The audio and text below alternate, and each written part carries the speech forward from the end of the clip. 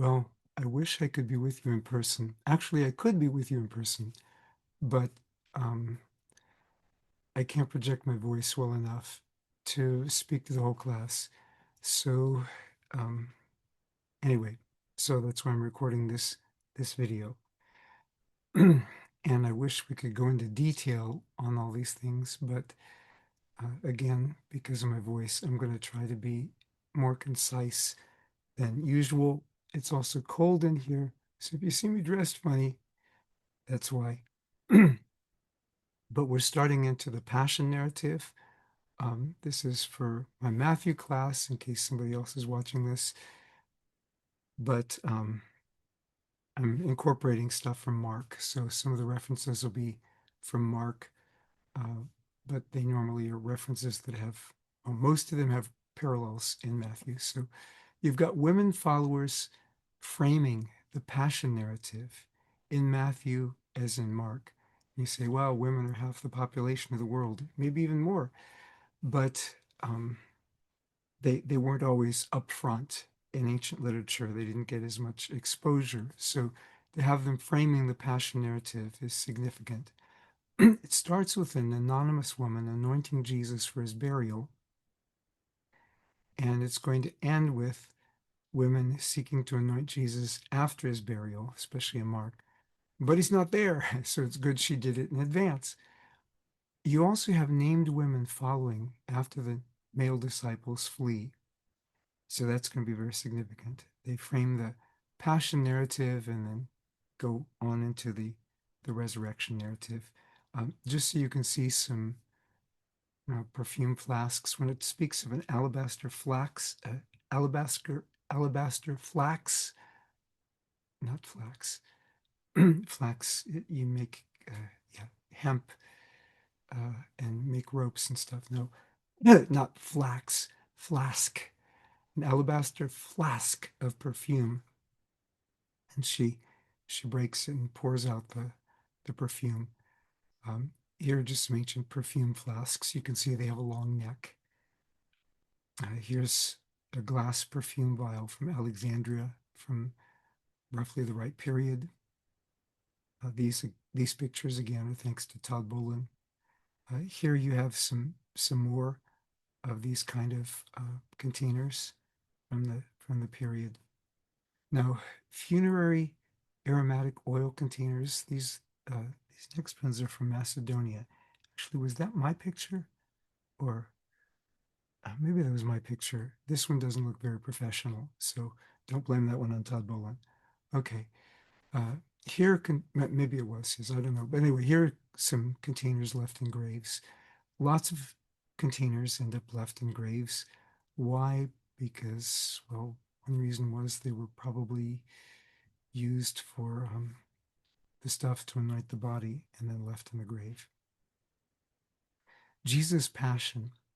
Would Jesus foreknow his death?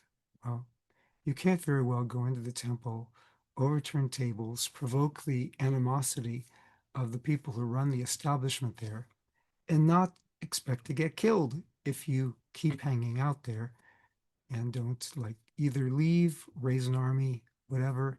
So yeah, he provoked it. Obviously, he foreknew his death.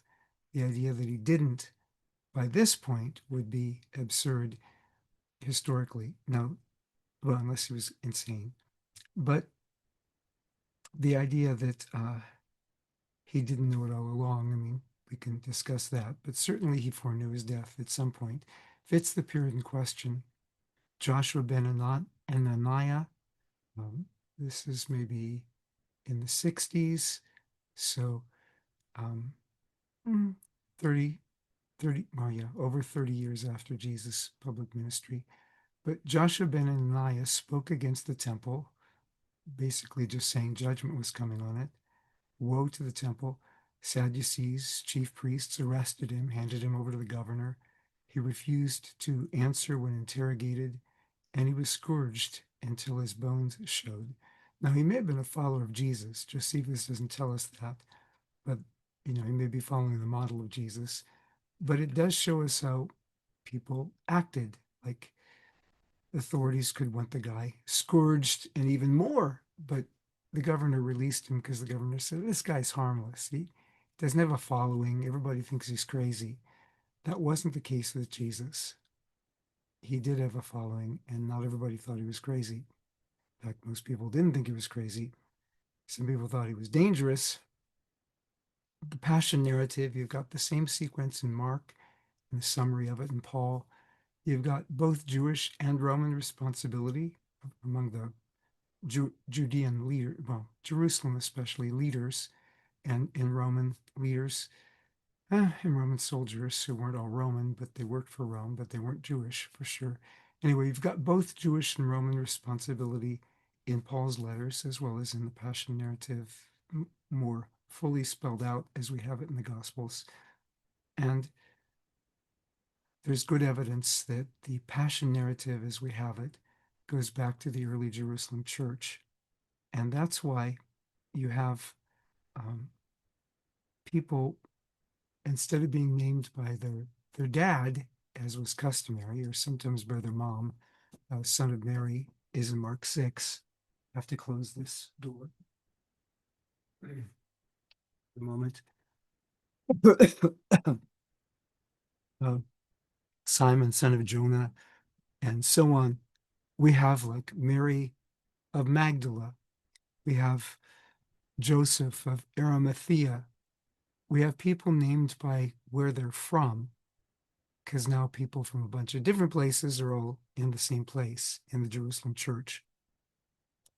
Garrett Tyson has made what I think is a pretty good argument for the Passion narrative being very early. He dates it in the 40s, if I recall correctly. Some people date Mark in the 40s, but for those of us who date Mark in the 60s, he's got an earlier Passion narrative to work with. That doesn't mean that Mark didn't have his own hand in shaping it, but he had material to work with.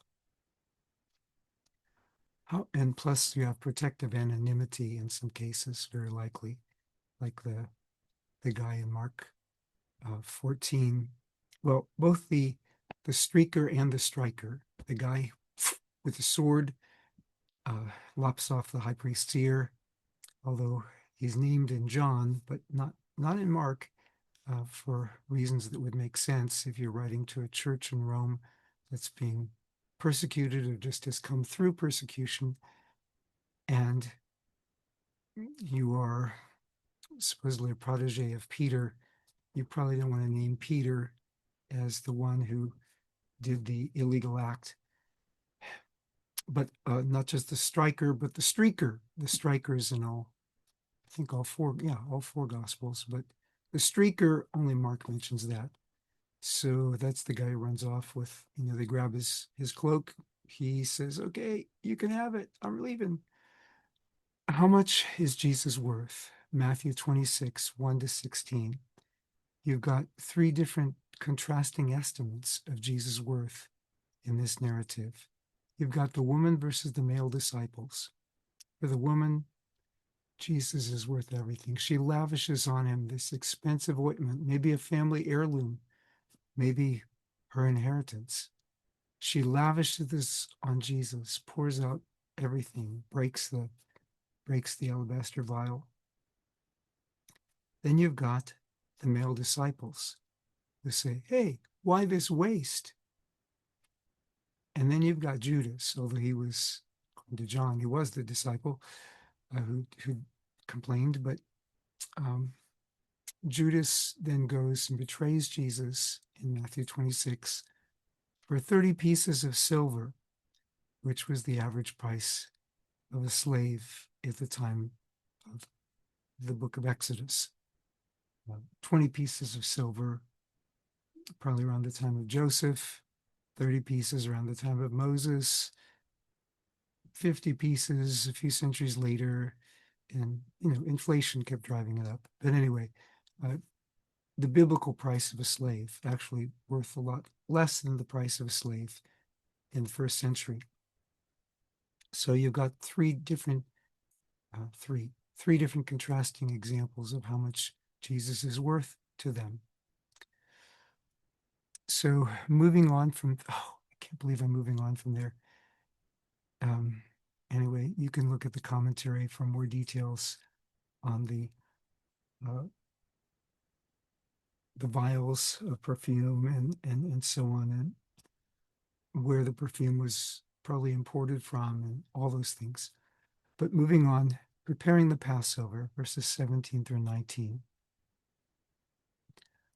Jesus is obviously not against the Old Testament, but even if Matthew didn't have this, we've already got in Mark again, it's also in Luke.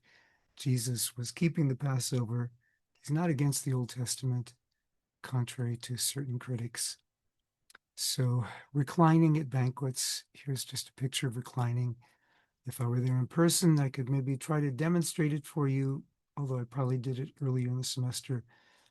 Normally reclining on the left elbow, you could reach out and grab things like the camera, reach out and grab uh, your drinks. Obviously, wouldn't look like this, but Joachim Jeremias does gives a whole lot of detail, mostly from rabbinic literature, but he did a great job, I think, despite some people's complaints.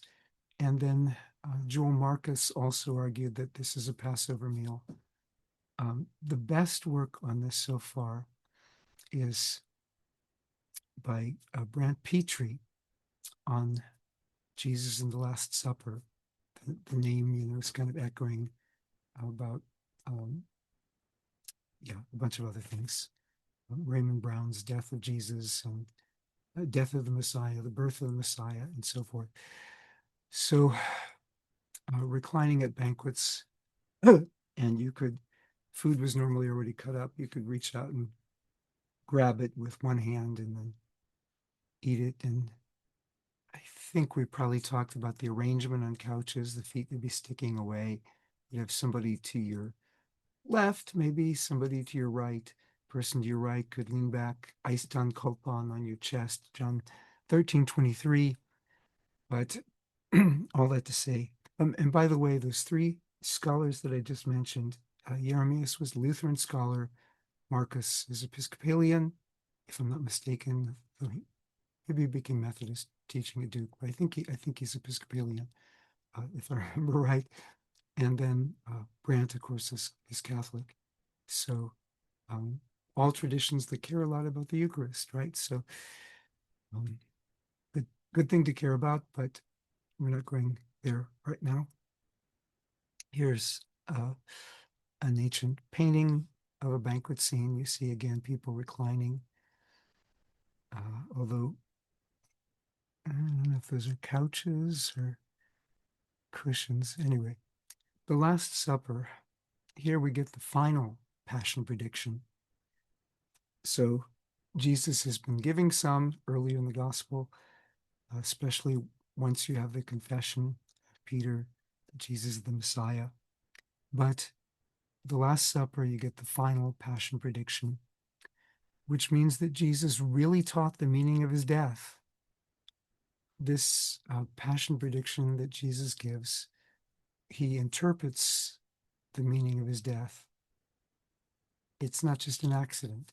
It's integral to his mission, contrary to what some argue. And I say this because I think that this material is historically dependable. It's multiply attested. We have it also in 1 Corinthians 11. Some people say, look at all the differences. Yeah, but look at all the commonalities. The differences by ancient standards and even by modern standards are not super significant. If we're talking about what we would expect anybody to remember, the commonalities, the common features are much more significant. Paul's received and delivered, those were the language when used together and used regarding information. It was normally used for careful traditioning or careful transmission of information. Now, some people say, but Paul says he received it from the Lord, so it must have come from a vision.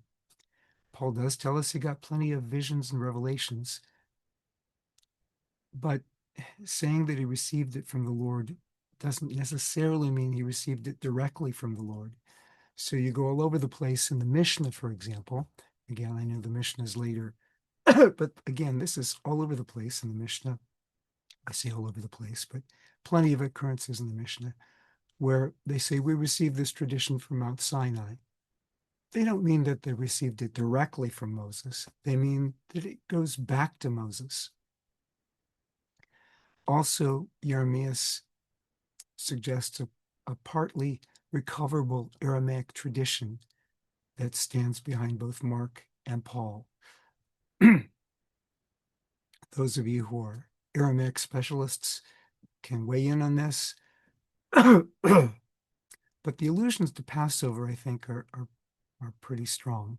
I mean, clearly the synoptics portray it as a Passover meal. In this, I'm not denying the value of those who talk about the symposium format and so on. That had actually been adopted into practice of the Passover in various circles. But I mean, the Passover was a banquet, and so it adopted various banquet customs from the wider Hellenistic world. But even though the Passover Seder, as we have it in its current form, is later also, too many of the memories in the Passover Seder and the Jewish Passover traditions, Mishnah Pesach, Tosefta Pesach, or Pischa, and so on, their overlap with the Gospels. They didn't borrow it from the Gospels. The Gospels didn't borrow it from works that didn't exist yet. Chances are they're dependent on shared customs from the period. So, but everybody agrees Matthew, Mark, and Luke portray this as a Passover meal. Historically, some favor John and say they held the Passover day early or something like that Jesus dies on the date of the Passover. There are debates about this. There are good arguments on both sides, or multiple sides, I should say. There's more than two. I think that the literal date was probably the date that you have it in the Synoptics. There's no way they're going to go prepare the Passover in the temple on the day before. I mean, it's the day before the night when they, that night they have the Passover, and that is technically a new day, because they would start from night to the next day. But the killing of the Passover lambs in the temple would precede the Passover meal. You don't want to eat a live lamb. They complain a lot when you start chewing on them. The meaning of Jesus' death, the Lord's Supper. You've got allusions to Passover. What was Passover? It was a commemoration and, in a sense, a reenactment. I'm trying to stay neutral theologically on this. It was, Exodus 12 says it's a commemoration, but it is also a reenactment, entering into the experience of the ancestors in a sense. But the Passover was commemorating and reenacting God redeeming his people from slavery. So that's very relevant. Also, Jesus speaks of the blood of the covenant.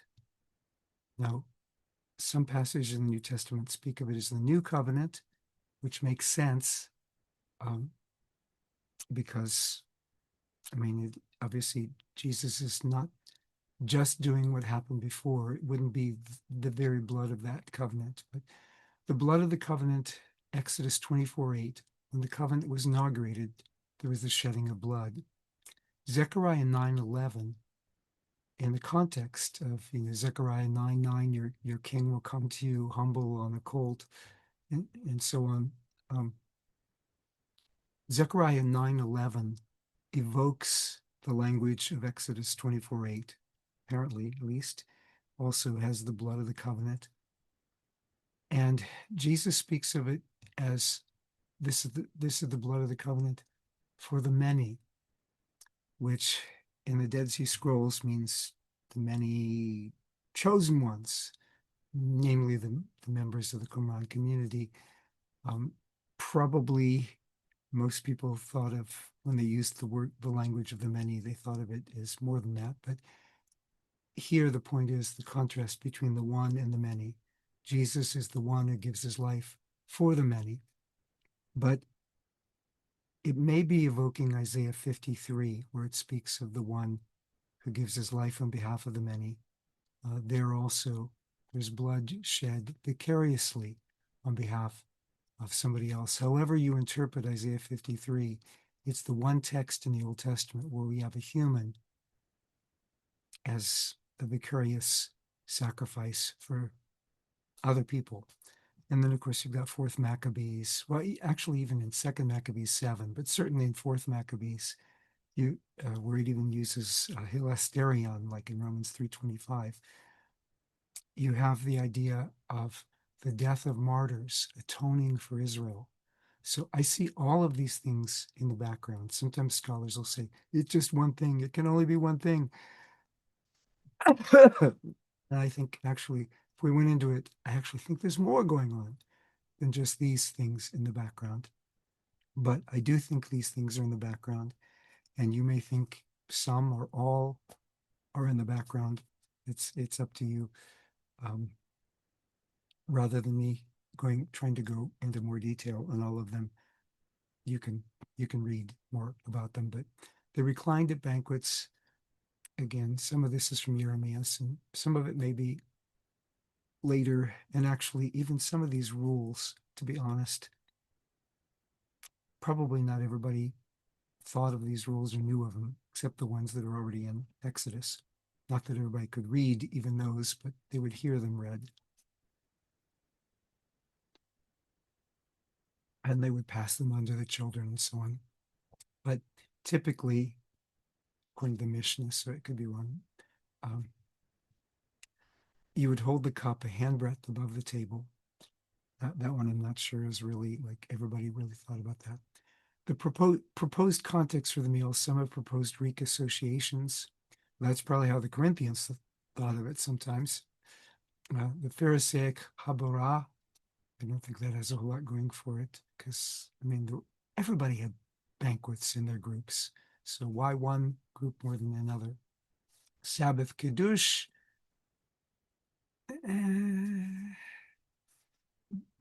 The main thing that has going for it is that actually that doesn't really have any.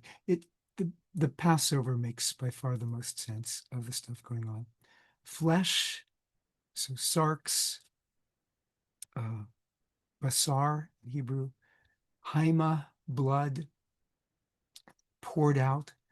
That's all the language of sacrifice. Now, in terms of the bread, is the body.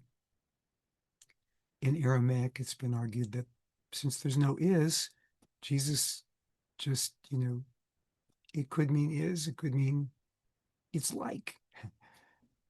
I think more importantly, at Passover, again, according to the traditions we have recorded, which are somewhat later, but probably something like that was going on, there would be an interpretation. So just normally, you would give a blessing over bread and wine at any kind of meal, like the Shabbat Kiddush. So, oh boy, I normally can't sing real well anyway, but I'll try it now with my voice like this. But the bread, Baruch atah Adonai, Eloheinu melech haolam, hamotzi lechem, min haaretz. Blessed are you, O Lord our God, King of the universe, who has brought forth bread from the ground. And Baruch atah Adonai Eloheinu melech haolam, borei peri hagafen. Amen. Blessed are you, O Lord our God, King of the universe, who has created the fruit of the vine. And then you can develop that one longer. But the basic component of it, blessed are you, King of the universe, Lord our God, King of the universe, who provided these things for us. Well, those were the basic components of the meal that you would thank God for. And at Passover, with the bread, you would say, something like this. This is the bread of affliction that our ancestors ate. Why am I holding it like a little wafer? Because in my church, that's how they do it. But anyway, probably it's more like in the churches where they break off the piece of bread. And then, yeah, uh, I sometimes I'm in churches like that too. That's probably closer to the way they did it. Actually, it's not probably. It's closer to the way they did it. But this is the bread of affliction that our ancestors ate when they came out of the land of Egypt. Now, if that's what they said at Passover, Jesus is speaking of a new kind of Passover, a new covenant, a new act of redemption. Uh, and of course, there have been different approaches to this in history. So, Luther unfriended Zwingli on Facebook over this. I mean, people get really break fellowship over this. But is this his literal body and blood? Remember the Passover context. The host declared, not the host like in the Eucharist sense that sometimes people use, but the male head of the household that was gathered for Passover with whatever guests had come in from outside. The host declared, "This is the bread of affliction that our ancestors ate when they came out of the land of Egypt." Did anybody take that literally as this is literally the same bread that our ancestors ate when they came out of the land of Egypt? Imagine how gross that would be. The ancestors already ate it. And even if they hadn't, it'd be pretty stale by now. So, I mean, they didn't mean it like full force, literally. They meant this represents, or in our reenactment, this is to us this. So, would anybody, okay, we're not ready to go on. Would anybody interpret it literally like we're actually munching on Jesus' literal skin and sinews and drinking his literal blood? Like you go and do a chemistry DNA analysis and wow, oh, we know what blood type Jesus had now. Probably not. So I don't know anybody who actually thinks that. I don't even think transubstantiation explains it that way. I could be wrong, but I'm pretty sure that's not what anybody believes. However, it's what early Christians were accused of believing, at least in the second century. We have a number of people who thought that Christians were cannibals because they talked about eating the body and drinking the blood of their Lord, which was really considered very bad behavior everywhere in the ancient Mediterranean world, although it was sometimes practiced in a famine, but it was like in terms of cannibalism. Okay. So, again, without getting into all the details of how to construe it, the Son of Man's suffering is predicted. Scripture could predict the suffering of the coming one, but as the Son of Man, well, remember the four beasts, four kings or kingdoms. God's kingdom depicted not as a beast, but as a human Son of Man. Daniel 7:13 and 14. I saw one like a human being, like a Son of Man, coming with the clouds of heaven. To him was given dominion and glory and kingship. And in 7:21 and 22, as I looked, this horn made war with the holy ones and was prevailing over them until the ancient one came. Judgment was given for the holy ones of the Most High. Time arrived and the holy ones gained possession of the kingdom. So the Son of Man appears in solidarity with the holy ones. The holy ones suffer under the final horn on the final beast. So they're suffering under the evil empire. Makes sense that Jesus would come and, in solidarity with his people, suffer under Rome before being exalted. Now, here's the traditional site of Gethsemane. And here again is the traditional site of Gethsemane. I'm speaking from the Catholic site of Gethsemane, and over there is the Orthodox site of Gethsemane. As you can see, they're not too far apart. It's somewhere in this area. And again, you can see how far of a walk it would have been down the Kidron Valley, across the brook Kidron, although it was only a brook in winter. It was the winter swollen Kidron, as it says in John 18. And then, they'd go around the south probably and come up into the temple that way. So it can give you a sense of how long it would take them. And could also give you a good sense that people were in good shape back then. They didn't have cars, they had to walk everywhere. Yep. Very high hill, very steep hill walking up. Although you guys are in good shape, you know what to do. So watch and pray. Jesus calls on his closest disciples to stand watch. Watch and pray so you may not come into the time of trial. Now, as in the Lord's Prayer in 6:13 of Matthew, pray that you, the idea is not pray that you never be tested. Well, I wouldn't mind praying that, but you're going to be tested somehow. So I pray that we not be tested very much. That's fine. But anyway, pray that you may not come into the time of trial. Testing was already on the way up the hill. They're not going to get out of testing, but they can have strength to endure the test, to pass the test. That's not going to happen, unfortunately. So pray that you may not come into the time of testing. The spirit indeed is willing, but the flesh is weak. Jesus' own spirit was willing, but his flesh was weak. That's why he prayed. Unlike Jesus, his disciples, they didn't. They went to sleep. They proved utterly unprepared for the testing that was already on the way.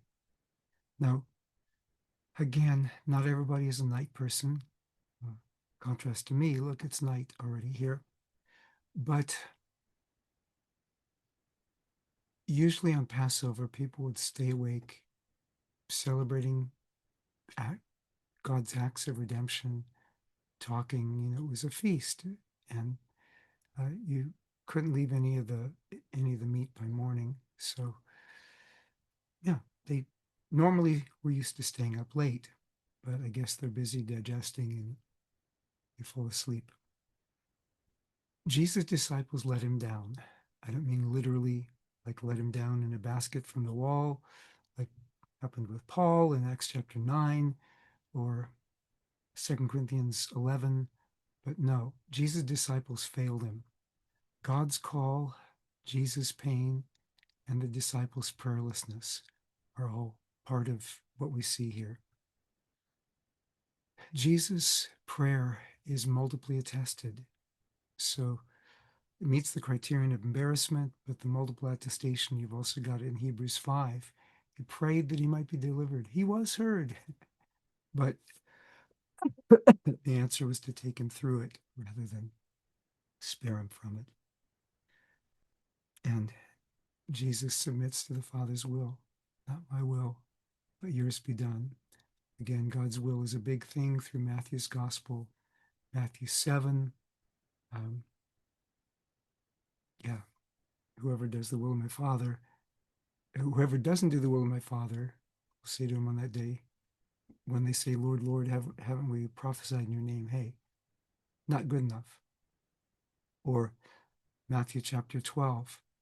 Whoever does the will of my Father in heaven is my mother and sister and brother. So doing God's will is very important. Possible allusions to this passage outside the Gospels. So Mark talks about being grieved, drawing on language from, what is it, Psalm 42 or 43.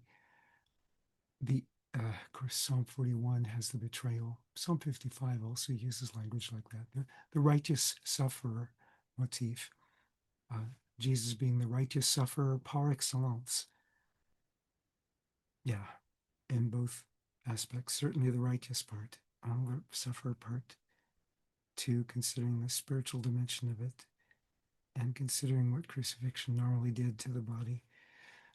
But anyway, the hour might pass from him. He said, Abba, Father. Well, that's Mark. Remove, Matthew doesn't keep the Aramaic. Remove this cup from me, yet not what I want, but what you want. So again, we mentioned that's in Hebrews. John chapter 12, Father, save me from this hour.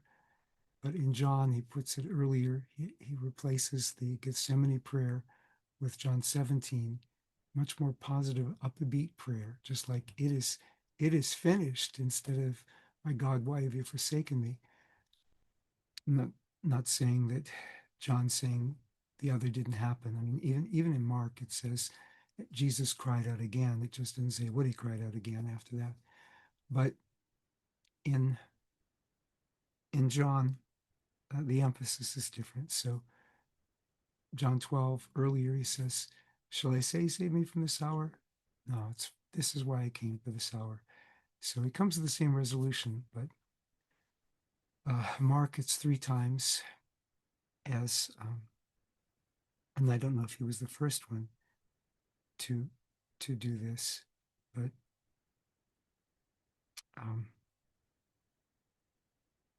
Dale Allison, in his Constructing Jesus, points out that Paul's threefold prayer to deliver him from his test, and then the Lord says, no, I'll be with you in it. It's probably an allusion back to Gethsemane, at least the Markan form.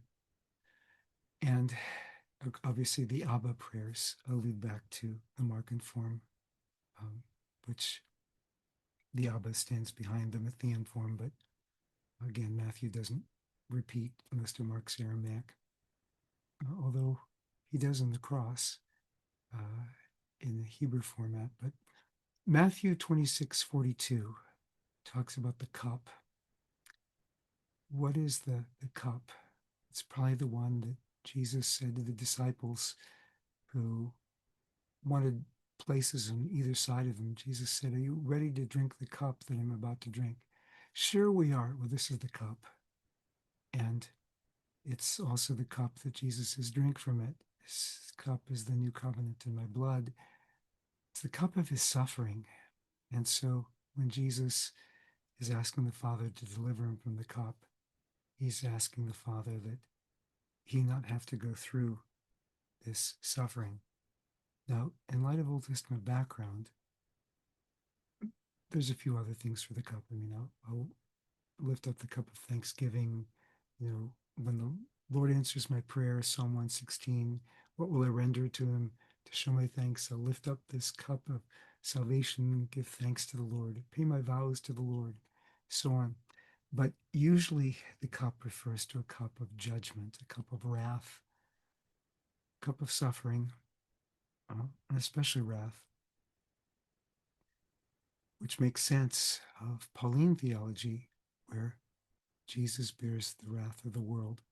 That's not a very popular idea right now in a lot of theology, but I don't see how you get around it in Romans 5:9 and the context where it says that, yeah. I mean, people will try to get around it in 3:25, but Romans 5:9, I think, is pretty clear, where the wrath of God against us, he saved us. Jesus saved us from that by his death. So, and the wrath of God is such a common biblical concept.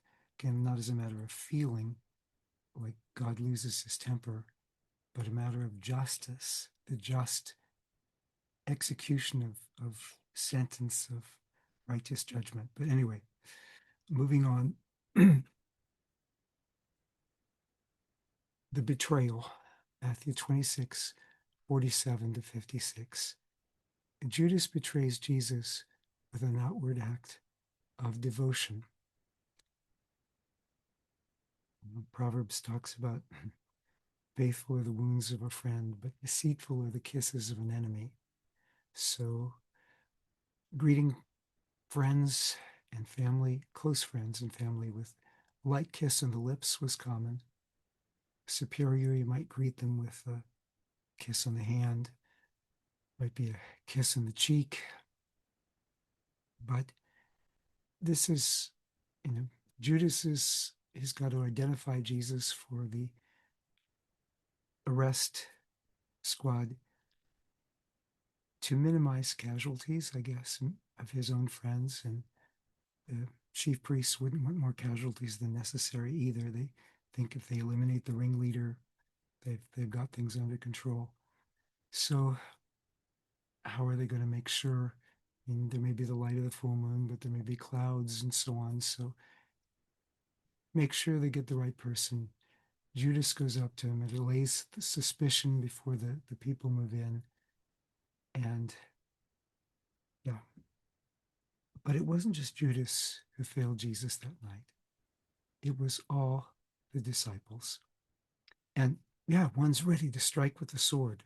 Not clear in Mark that he's a disciple, but it's clear in the other gospels, including clear in Matthew. Jesus heals the ear in Luke. But anyway, the striker strikes off the ear, and Jesus says, that's not the way. That's not the way we're going to do things here. That's not the kingdom way to do things. We wanted to fight. Hey, look, I could ask my Father. He'd give us 12 legions of angels, which, by the way, does say something to those circles, not a majority of Christian circles, but there are some extreme circles where they actually think they can command angels to go and bring them things. That God has delegated this authority to people. Jesus did not command angels. He recognized that, angels can bear him up. What Satan said in Matthew 4, but Jesus didn't command angels there. He waited on the Father. Angels came and ministered to him. Same here. Jesus doesn't say, I can command the angels. And actually, if he wanted to escape, he could have just, while he was praying in Gethsemane, gone over the hill to the desert region, heading towards Jericho. Once he was out of town, probably they wouldn't have done anything. They might have tried to track him down, but he would have most likely gotten away. But Jesus could have asked the Father. The Father would have given him 12 legions of angels. That would have wiped out any. I mean, one legion of angels could have wiped out plenty of Roman legions, but 12 legions of angels, Rome didn't even have 12 legions in the vicinity of all of Syria and Egypt together at this point. So, but we want to fight the kingdom's battles the world's way, or not at all. Like, we need political power behind us. We need military strength behind us. That was a big medieval thing. In the Reformation, it was still a big thing with what they call the magisterial reformers. But you know what? That's not the kingdom way. I'm not saying don't use police protection or whatever where necessary, but the kingdom way, God's got our back and we're depending on God. We don't take up the sword. We take up the cross and follow Jesus. But yeah, you look back on the night that Jesus asks his disciples to stay awake with him, the one time when Jesus needed the support, emotive support of his disciples, we let him down. We forsook him and fled. Jesus went to the cross for us. Peter keeps following, like he said he would. But he follows from a distance. He promised not to desert Jesus, even if the others did. But to save his life, he ends up denying Jesus 3 times, even though Jesus said, whoever denies me before others, I also will deny before my Father in heaven. So Peter broke down and wept. Peter falls farther than the other disciples. He follows further, but then he falls further. but he had further to fall. He broke down and wept. The scene goes back and forth between Peter and Jesus. Peter denying Jesus at the same time Jesus is confessing his own identity before the officials. So in verses 57 to 68, we have the religious leaders versus Jesus. The Sanhedrin here, the Synhedrion, which is a term for an assembly, a senate or whatever, makes sense for a municipal assembly, like the assembly in Jerusalem. The Sanhedrin here violates Mishnaic law. Is that plausible? Well, as we've been saying, the Mishnah is later. It was probably codified around the year 220, and it's from a Pharisaic trajectory, idealizations of the law. Now, some parts of the Mishnah reflect very early customs, and probably a lot of the stuff here reflects ideals going back to Pharisees, even in Jesus' day, maybe. But rabbinic literature itself is clear that the priestly aristocrats didn't always play by the rules. And a source from roughly the time of the Mishnah, maybe a little bit later, the Tosefta, the additions, the things that didn't make it into the Mishnah, more probably from the school of Rabbi Ishmael than from the school of Rabbi Akiba. But even in Tosefta, in the Tosefta, is it Menachot 1321?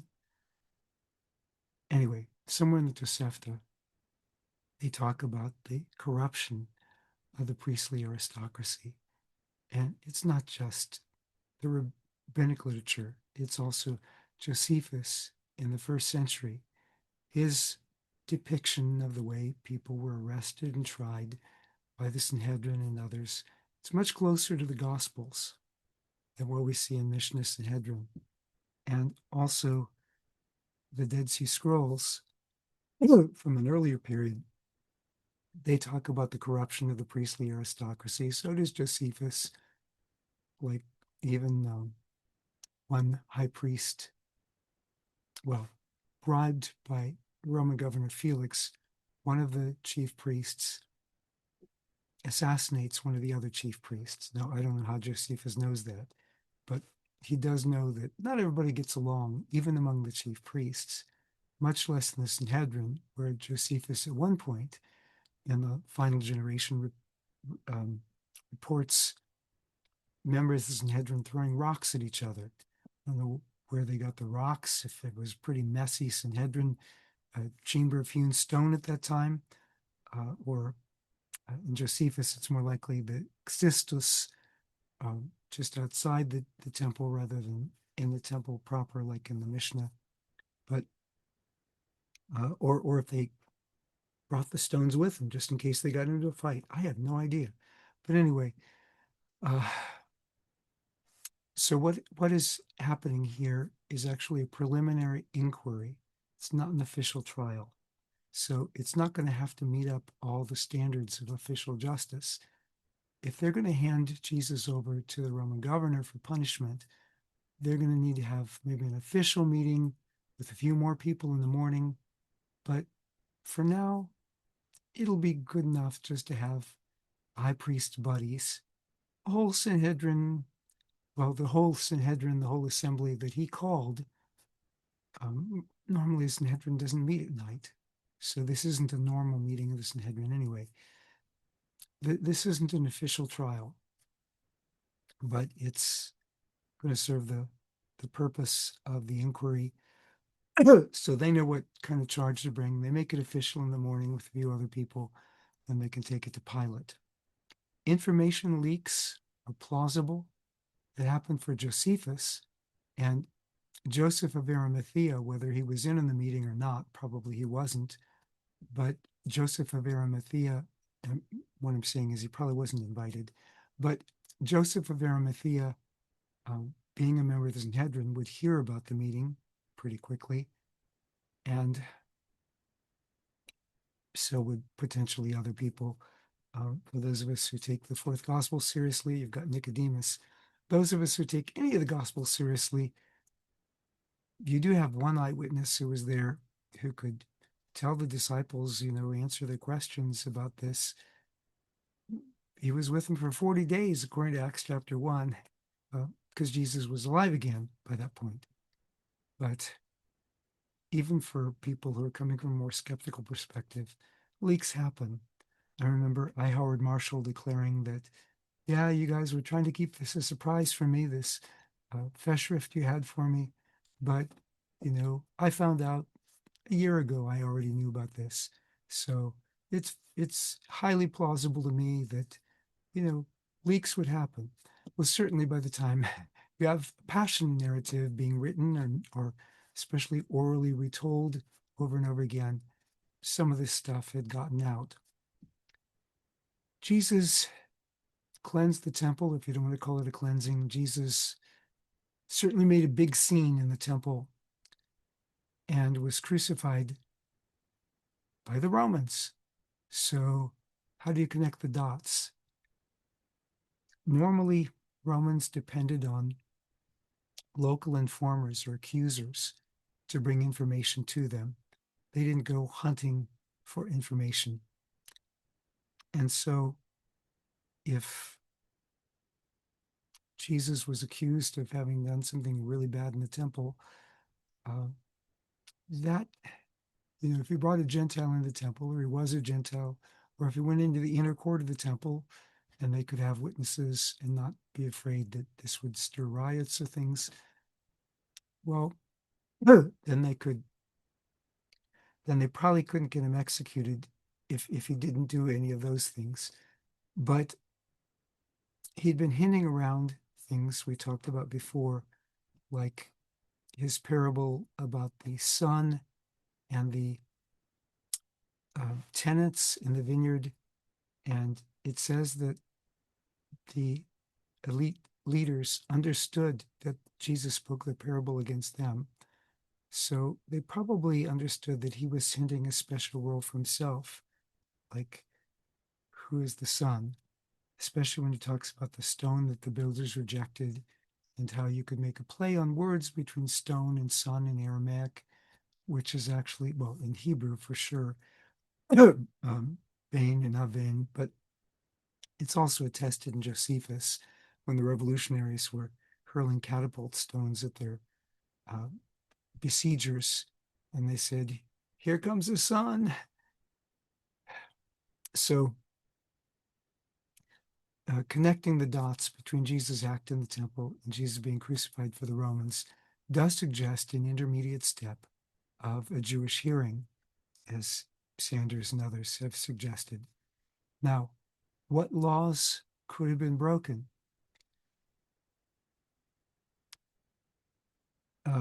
In terms of Mishnaic law, I should mention, although I may mention this later, but in terms of Mishnaic law, that was a Pharisaic idealization. The Sadducees wouldn't care about Pharisaic idealizations. Pharisees, at least in the Hillelite tradition that became probably the backbone of a lot of later rabbinic ideas, they didn't want to execute people. Sadducees, they were stricter and more ready to execute people. But Sadducees wouldn't feel bound to observe these laws. People in power often didn't observe laws. And again, all of our other Jewish sources suggest that the elite priests, or at least some of them gathered around this particular high priest's household, were corrupt. So you've got the household of Annas, who was succeeded by Joseph Caiaphas, who was high priest from 18 to 36. So during the time that Pilate was in power, somebody apparently got along with, worked collaboratively with Pilate. But Joseph Caiaphas was Annas's son-in-law, and 5 of Annas's sons went on to hold the high priesthood also after Joseph Caiaphas. So this was a powerful household, the household of Annas.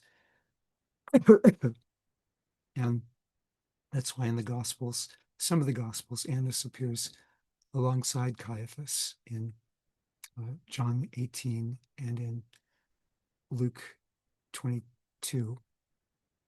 But if the laws were in force, well, even if they weren't, by usual ancient legal ethics, normal expectations of a fair trial, you wouldn't hold the trial by night.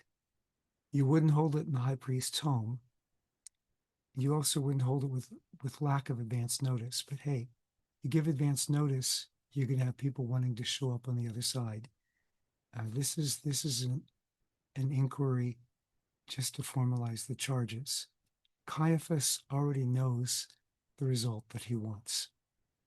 So, the household of Annas, even later rabbis said they were corrupt. Talked about the greed. Josephus talks about the greed and so on. It was a holy day. So during the Passover, normally you're not going to be holding a trial like this. False witnesses, everybody complained about that in antiquity, especially if it was for the other side. So, unfortunately, you also have rhetorical handbooks like the Rhetorica ad Herennium, which wasn't widely read in the first century, but in any case provides us an example of how some rhetorical handbooks taught people learning how to argue in forensic cases how to lie under oath and get away with it. Like we had a case here in the US before some of you were born, but where the president said,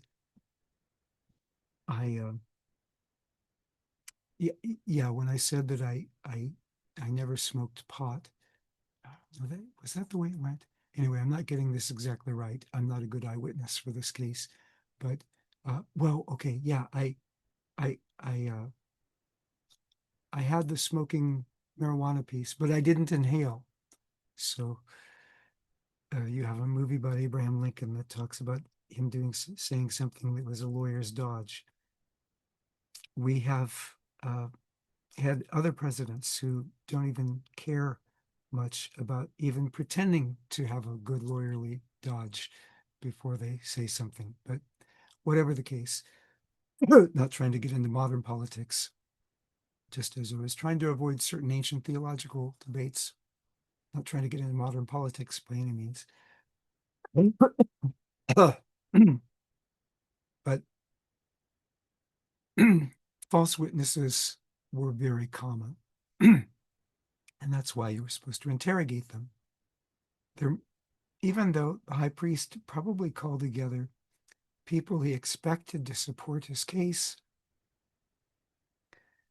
the interrogation, some people actually interrogated witnesses well enough to find them contradicting each other, which probably means that the people doing the interrogation weren't expecting them to contradict each other. Were probably expecting that, this was all going to go the high priest's way. But Jesus ends up letting out the messianic secret. So the high priest takes another tack. Okay, well, Jesus, who do you think you are? So you're the Son of God? Jesus says, "Good, say that. Yeah, I'm going to come on the clouds with power." And yeah, weaving together Psalm 110, verse 1, and Daniel 7, 13, and 14. Temple charge didn't work.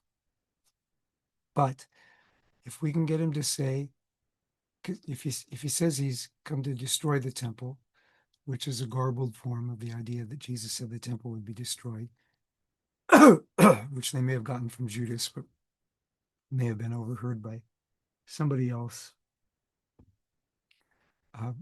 The temple charge didn't work, so they have another charge against him. If they can get him to say that he's the Messiah or something like that, he can be executed for treason. Temple charge, he's going to destroy the temple. Well, that's threat of violence and threat of unrest, capital charge. Claiming to be a king, though, was also les majestas, charge of treason against the emperor. Temple destroyer. Where did they get this idea? Well, Jesus did prophesy like Jeremiah in Jeremiah 7:11, calling the temple a den of thieves. People could kind of catch probably where the allusion was going with that. Also, it says that while Jesus was leaving the temple, he was talking to his disciples, and so maybe they got the thing about the destruction of the temple there. And maybe Jesus said it explicitly sometime earlier, or maybe during the confrontation in the temple, destroy this temple, and in 3 days I will raise it up. But it ends up here in garbled form. Now, whether you take the cleansing the temple in John as earlier or John has simply relocated it. So Calvin thought that there were two cleansings, and some scholars have followed him on that. Luther thought that the temple cleansing, or whatever you call it again, the temple act in the temple, it's just so generic, but the threat of, not the threat, the warning of judgment in the temple for impurity or whatever you want to talk about. We talked about it back in Matthew 21. Luther thought that that actually happened where Mark and Matthew and Luke have it, and not where John has it. And John moved it earlier for theological purposes. I'm with Luther on that, but I've been called a heretic for that by some people to my right. Some people to my left think I'm nuts for even taking into account the Gospel of John. So, hey, people can have their field day, whatever they want to talk about. But here's the irony. Killing Jesus will precipitate the Jerusalem temple's destruction. But Jesus isn't the one destroying either temple. By destroying the temple of Jesus' body, they're the ones sealing the fate of the temple that they pretend to protect. They're really protecting their own honor and their own position in a way. No, if they can get this off their hands quickly before crowds gather, get into the hands of Pontius Pilate, then Pilate will have to deal with any backlash based on Jesus' popularity rather than them. Although Pilate is going to do his best to make them take responsibility so he doesn't have to bear all the backlash. It's like, hey, your own Jewish leaders. So here is the ossuary of Joseph Caiaphas, presumably, given the probably rather limited number of people who could afford ossuaries, especially ornately designed ossuaries, and the limited number of people who would have a name written in Hebrew like Caiaphas, and the limited period in which ossuaries were used in Jerusalem.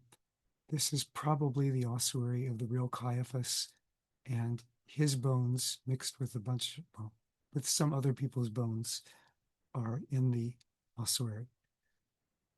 Jesus initially remains silent, like some Maccabean martyrs. He offers no defense,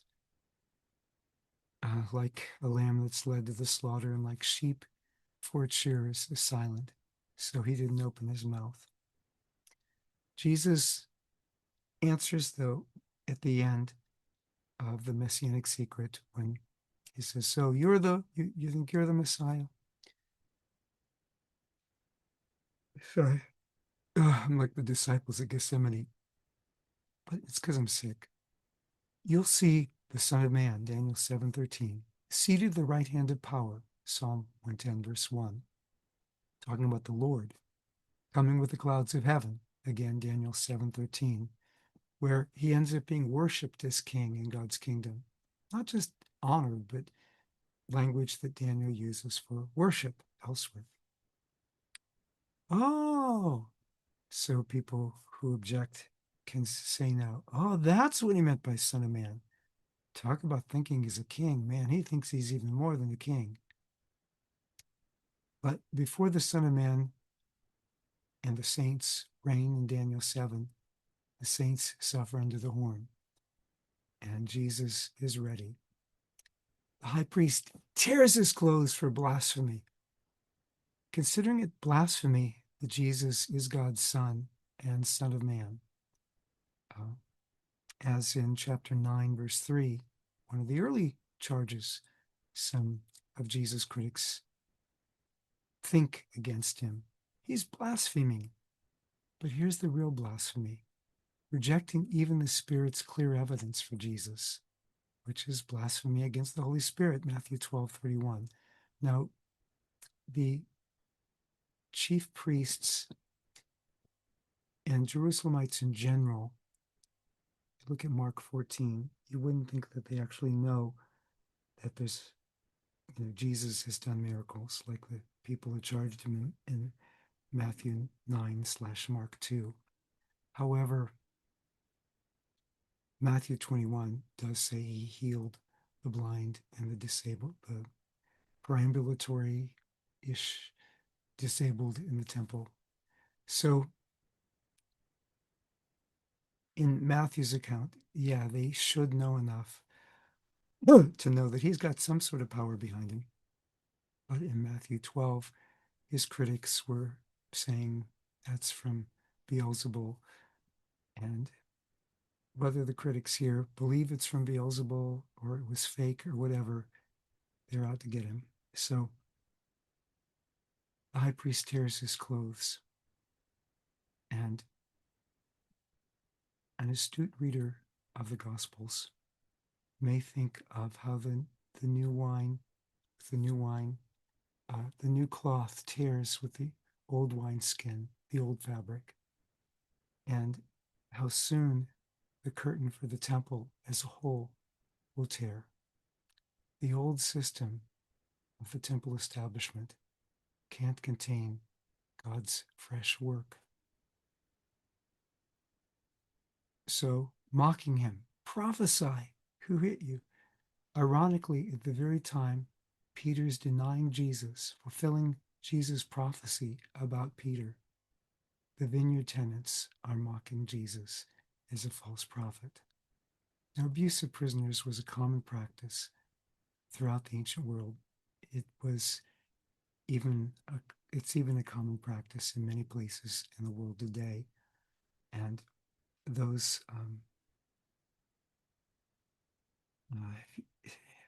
say some of you remember, but some of you, probably most of you in the class, are too young to remember. But during one of the Iraq wars, when U.S. soldiers were taking over parts of Iraq, they, in the prisons, some of the U.S. guards tortured some of the prisoners. And I'm thinking, this is probably not just something they thought of doing in Iraq.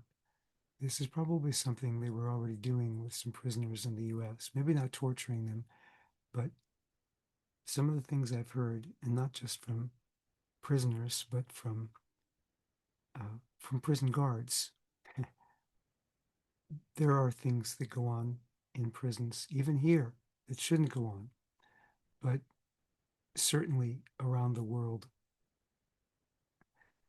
many places with less controls, and a prison in Iran where torture is routine, and a prison in Sudan where I don't know if it's routine, but we have the testimony of Miriam Ibrahim, who was tortured there, and so many other accounts we could give. But just to say, nothing implausible about Jesus being abused as a prisoner by either the guards of the chief priests or by the Roman army's guards. But the two responses to betrayal.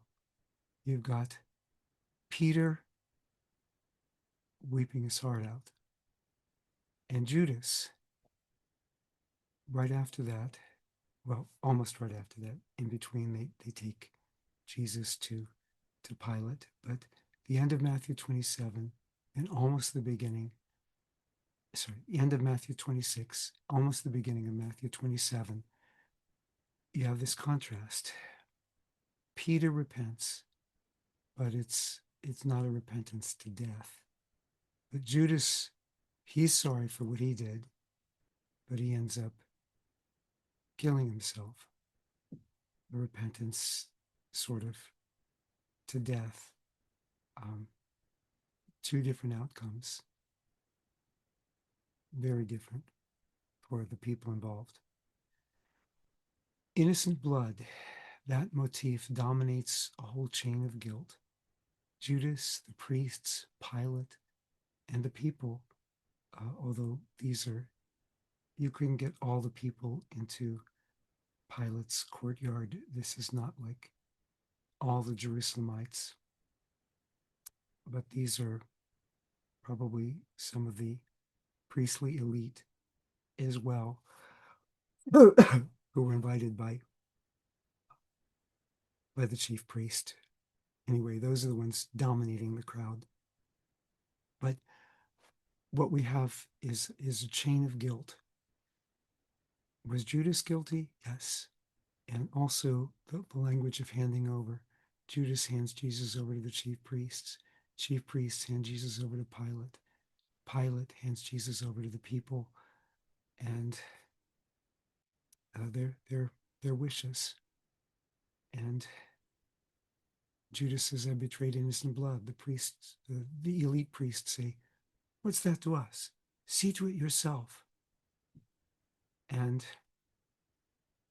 yet they're so religious that they won't take the money that he gives back to put it in the temple treasury because of the price of blood.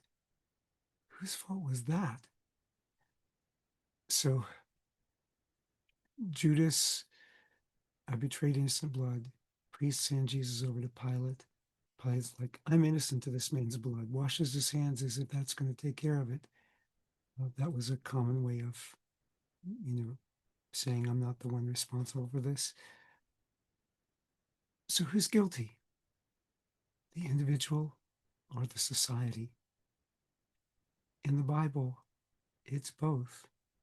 Deuteronomy 21, if you can't find who killed the person, then the elders of the community nearest the place where the murder took place, or if it's equidistant, then both communities come together and offer a sacrifice for atonement and say, we don't know who killed this person, but they take collective responsibility because somebody has to take responsibility. So who's guilty? Everybody. And when Pilate says, I'm innocent of this man's blood, and then you have the people cry out, I think it's verse 27, is it? His blood be on us and on our children. And remembering Matthew 23 through 25, and especially the destruction of the temple there, how that fits into what happens in the coming generation, the generation of their children. Political expediency versus justice fits history. Christians wouldn't have invented the Roman execution for their king. They wouldn't have invented the king of the Jews charge unless they were deliberately suicidal and wanted everybody to charge them with treason. The accusers speak first in the case. The governor questions. He has a concilium who can advise him. Was Pilate acting in character? Some people say, no, Pilate wouldn't have backed down like that. Pilate executed people on whim. He didn't need anybody encouraging him, egging him on. But no, I need to qualify this, what I have written here, totally dependent on Sianis. That's not necessarily true. We don't know for sure that Sianis appointed Pilate, but he probably did. Sianus was running things in Rome at the time that Pilate was appointed. Sianus wasn't deposed and executed himself until the year 31. If we date Jesus' crucifixion in the year 30, Jesus' execution under Pilate, which is also mentioned in Tacitus's Annals 1544, Jesus' execution under Pilate would have happened before Sianus was deposed. For those who date it after Sianus's being deposed, well, then Pilate really has to be careful. But Pilate was politically vulnerable anyway.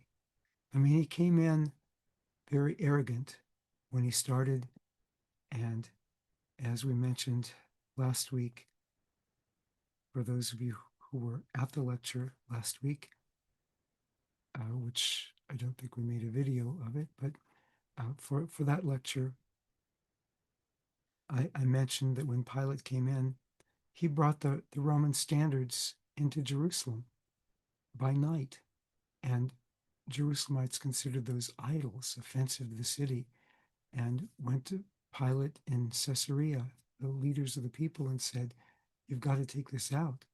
He said, "No, you got to back down. I'll kill you if you don't leave." And they said, "Slit all our throats, but take these idols from our holy city. You're going to have to kill all of us rather than desecrate our city." So Pilate backed down.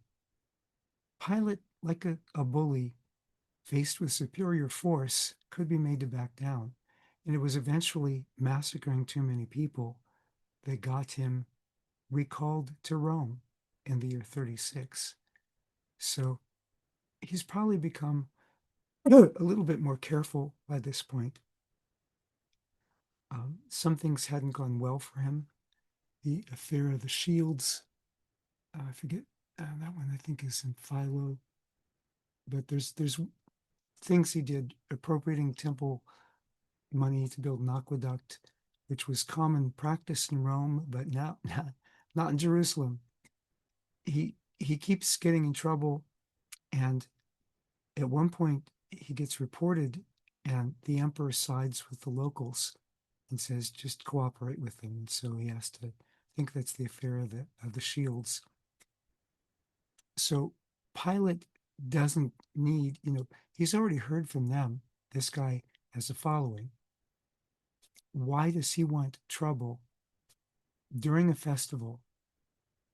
So he's going to execute this popular guy. So he wants to make sure they share, these priestly leaders are ready to share some of the responsibility. He's only an equestrian. He's not a member of the senatorial class. He's a member of the knight class. So he's politically vulnerable. Now, there is a tradition in Jewish apologetic of exonerating important Roman leaders.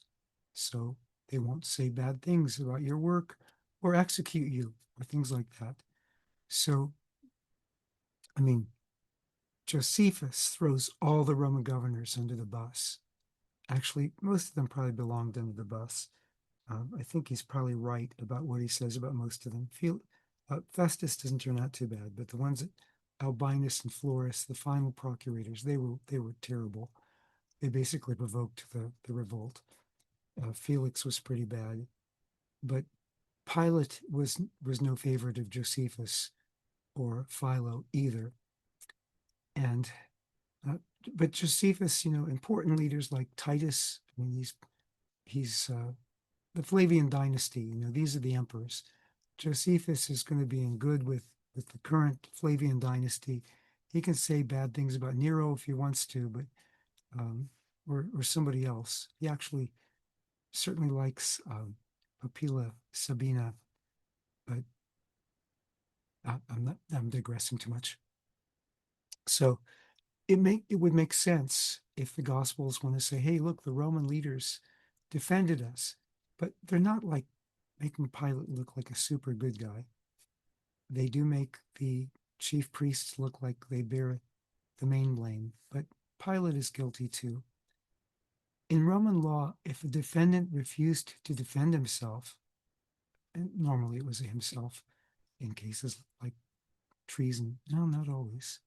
Well, let's just say a defendant who refused to defend themselves, him or herself, had to be condemned. And you've got ancient crowds in ancient literature. So most ancient literature was written by the elite. Well, most surviving ancient literature, we'll put it that way, was written by the elite, who really despised demagogues. And crowds in ancient literature were thought to be easily roused by demagogues.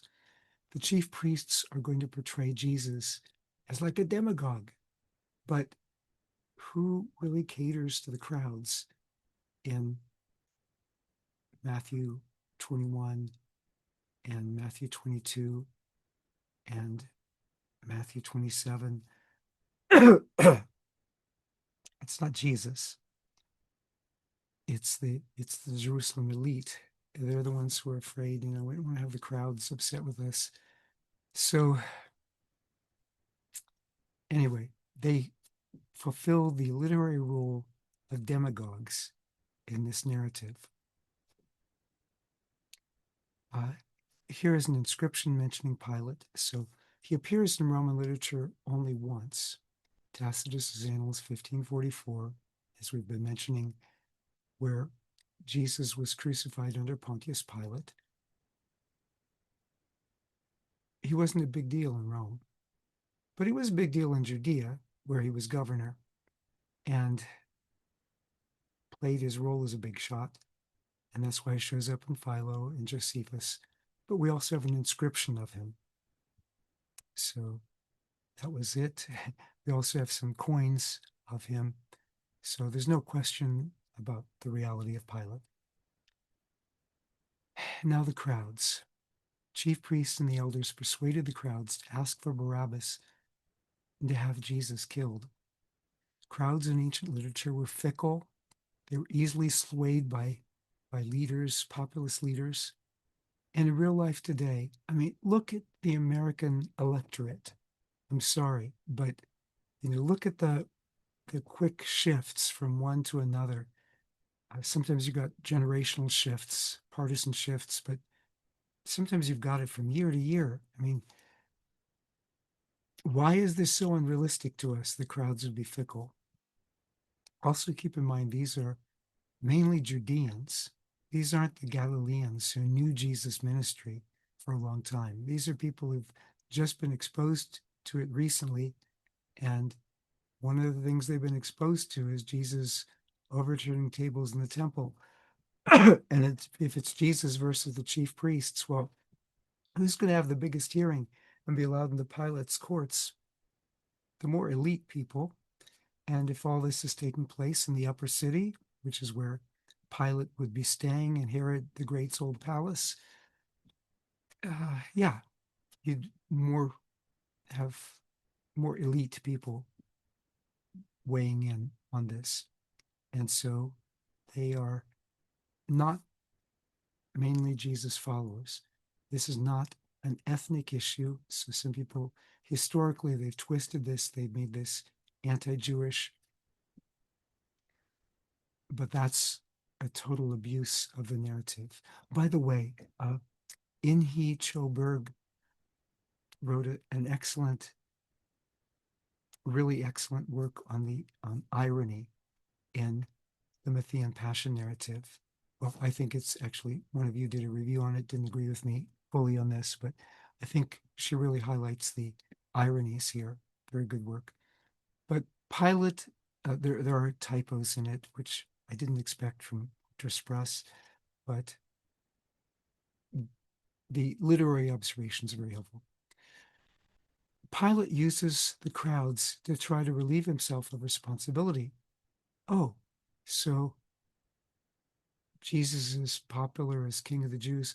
Well, surely you want your king, and as far as he's concerned, this is a harmless king for reasons that I think we could figure out from the dialogue in John chapter 18. But even without that, Jesus is not really uh, the people he has trouble with.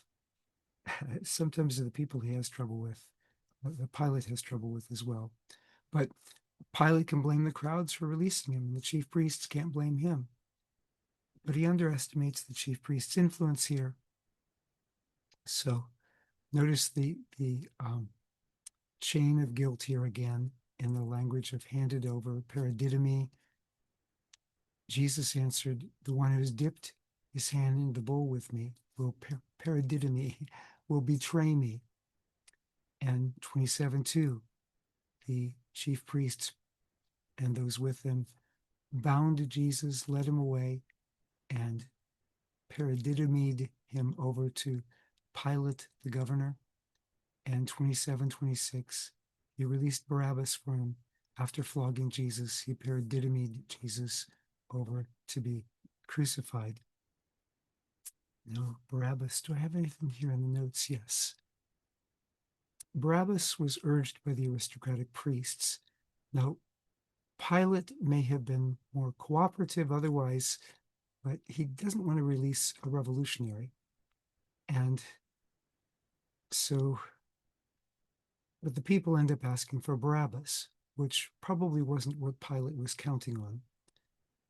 And in good, not just Matthean, but gospel irony, um, Acts chapter 3, Peter's preaching, Paul's theology of the cross in 1 Corinthians 1 and 2. So on Jesus, Son of God, giver of life, dies. So a murderer, Barabbas, son of the Father, goes free. Now, son of the Father, I think Matthew's audience, if they live in Syria, would probably recognize that.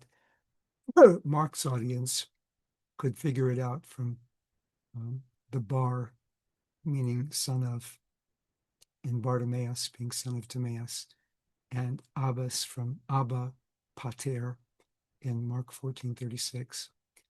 But Barabbas, Aaronic son of the Father, goes free, while Jesus, son of the true Father, the real giver of life, dies. But in principle, Barabbas is us, because we go free because Jesus died for us. Passover was a festival of liberation. The lamb dies so that Israel, God's firstborn, goes free. And also Egypt's firstborn dies so that Israel goes free as God's firstborn. Exodus 4:22, is it? Anyway, Jesus is the new Passover lamb.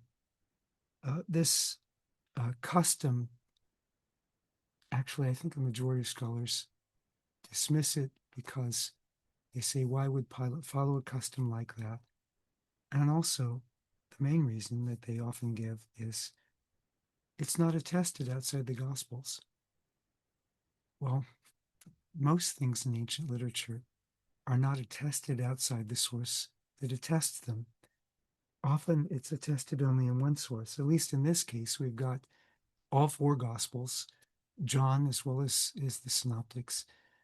But anyway, not to get into the debate, except to say that the historical methodology that people use, they're more skeptical with Gospels than they would be with, I think, most ancient sources. Although you've got plenty of people with other ancient sources do it too. It's part of the postmodern turn. I try not to handle ancient sources that way in general. I don't handle the Gospels that way either. And some of my classicist friends tell me they don't handle the ancient sources that way. But again, you are my students, but you're not obligated to hold everything I hold, although I think most of you do agree with me on this point. So they bound Jesus and led him away, handed him over to Pilate. And here you can see about where it would work on the current, where you see where Jerusalem would have been. Oh, sorry, but didn't mean to do that in front of you, but not good at editing the inside, just editing the ends of videos. So at least you know I'm not faking. I am not in class in person. So here you see the reconstruction of Herod's palace on the model, Jerusalem model. And almost, yeah, this is from Todd Bowen. Much better than my picture of Herod's palace, although I did take a picture of it. But you can see the court isn't going to hold that many people, and especially if you take it inside this court. But even if you have this whole courtyard out here, it's not going to hold most Jerusalemites. It's going to hold a limited number of people. Here again, you can see it with the public square. And here again, you can see it close up. Here again. And where it would be today. When it talks about the Phasial Tower, the three towers in Herod's palace were Phasial, Hippicus, and Mariamne, named after his beloved deceased friend, brother, and wife. The final of the three was somebody that Herod caused to be deceased, but we talked about that back in Matthew 2. So here's the foundation of Herod's palace in Jerusalem, in a pool with steps in Herod's palace in Jerusalem. It looked better back then. And here you see somebody disguised as the Roman emperor with Roman soldiers. And Roman soldiers torture Jesus. In Mark, this is 15 verses, 16 through 20. And Matthew includes most of the same material. You will mount the cross would be officially what the governor would say if he's following official protocol. But he didn't really have to follow any protocol. He could just say, take him away, crucify him. The courtyard of the palace would be Herod the Great's old palace in Upper City, Jerusalem. And you could have plenty of, you'd normally have a cohort stationed in Jerusalem in the Fortress Antonia on the Temple Mount. And some people used to think that's where this occurs. But it's, you read Josephus, the Roman governor would stay in Herod the Great's old palace. So it's almost certainly here, which means that the traditional route is not quite accurate, but the courtyard of the palace, Herod the Great's old palace in Upper City, Jerusalem. And they scourged Jesus. Sometimes, as in the case of Joshua ben Ananiah, according to Josephus's Jewish War, book 6, paragraphs 300 and following, the scourging actually bared some bones. It looked like it did. Well, in this case, the scourging was pretty severe. Not like the limited number of lashes, 39 lashes, of 40 stripes minus 1. 2 Corinthians 11:24 is it, taken from Deuteronomy 25. Also, you have it talked about Mishnah Makot and other sources. The Jewish scourgings were more humane. That was with a calf whip of leather. This could have pieces of metal, bone, and so on, glass fragments woven into the leather at the tip that would just rip the skin, leaving it hanging down in bloody shreds from the back. So, hail, King of the Jews, based on Ave Caesar. They could use a bamboo cane used for military floggings, not just to beat him, but they could also use it as a scepter, where they're mocking him as king.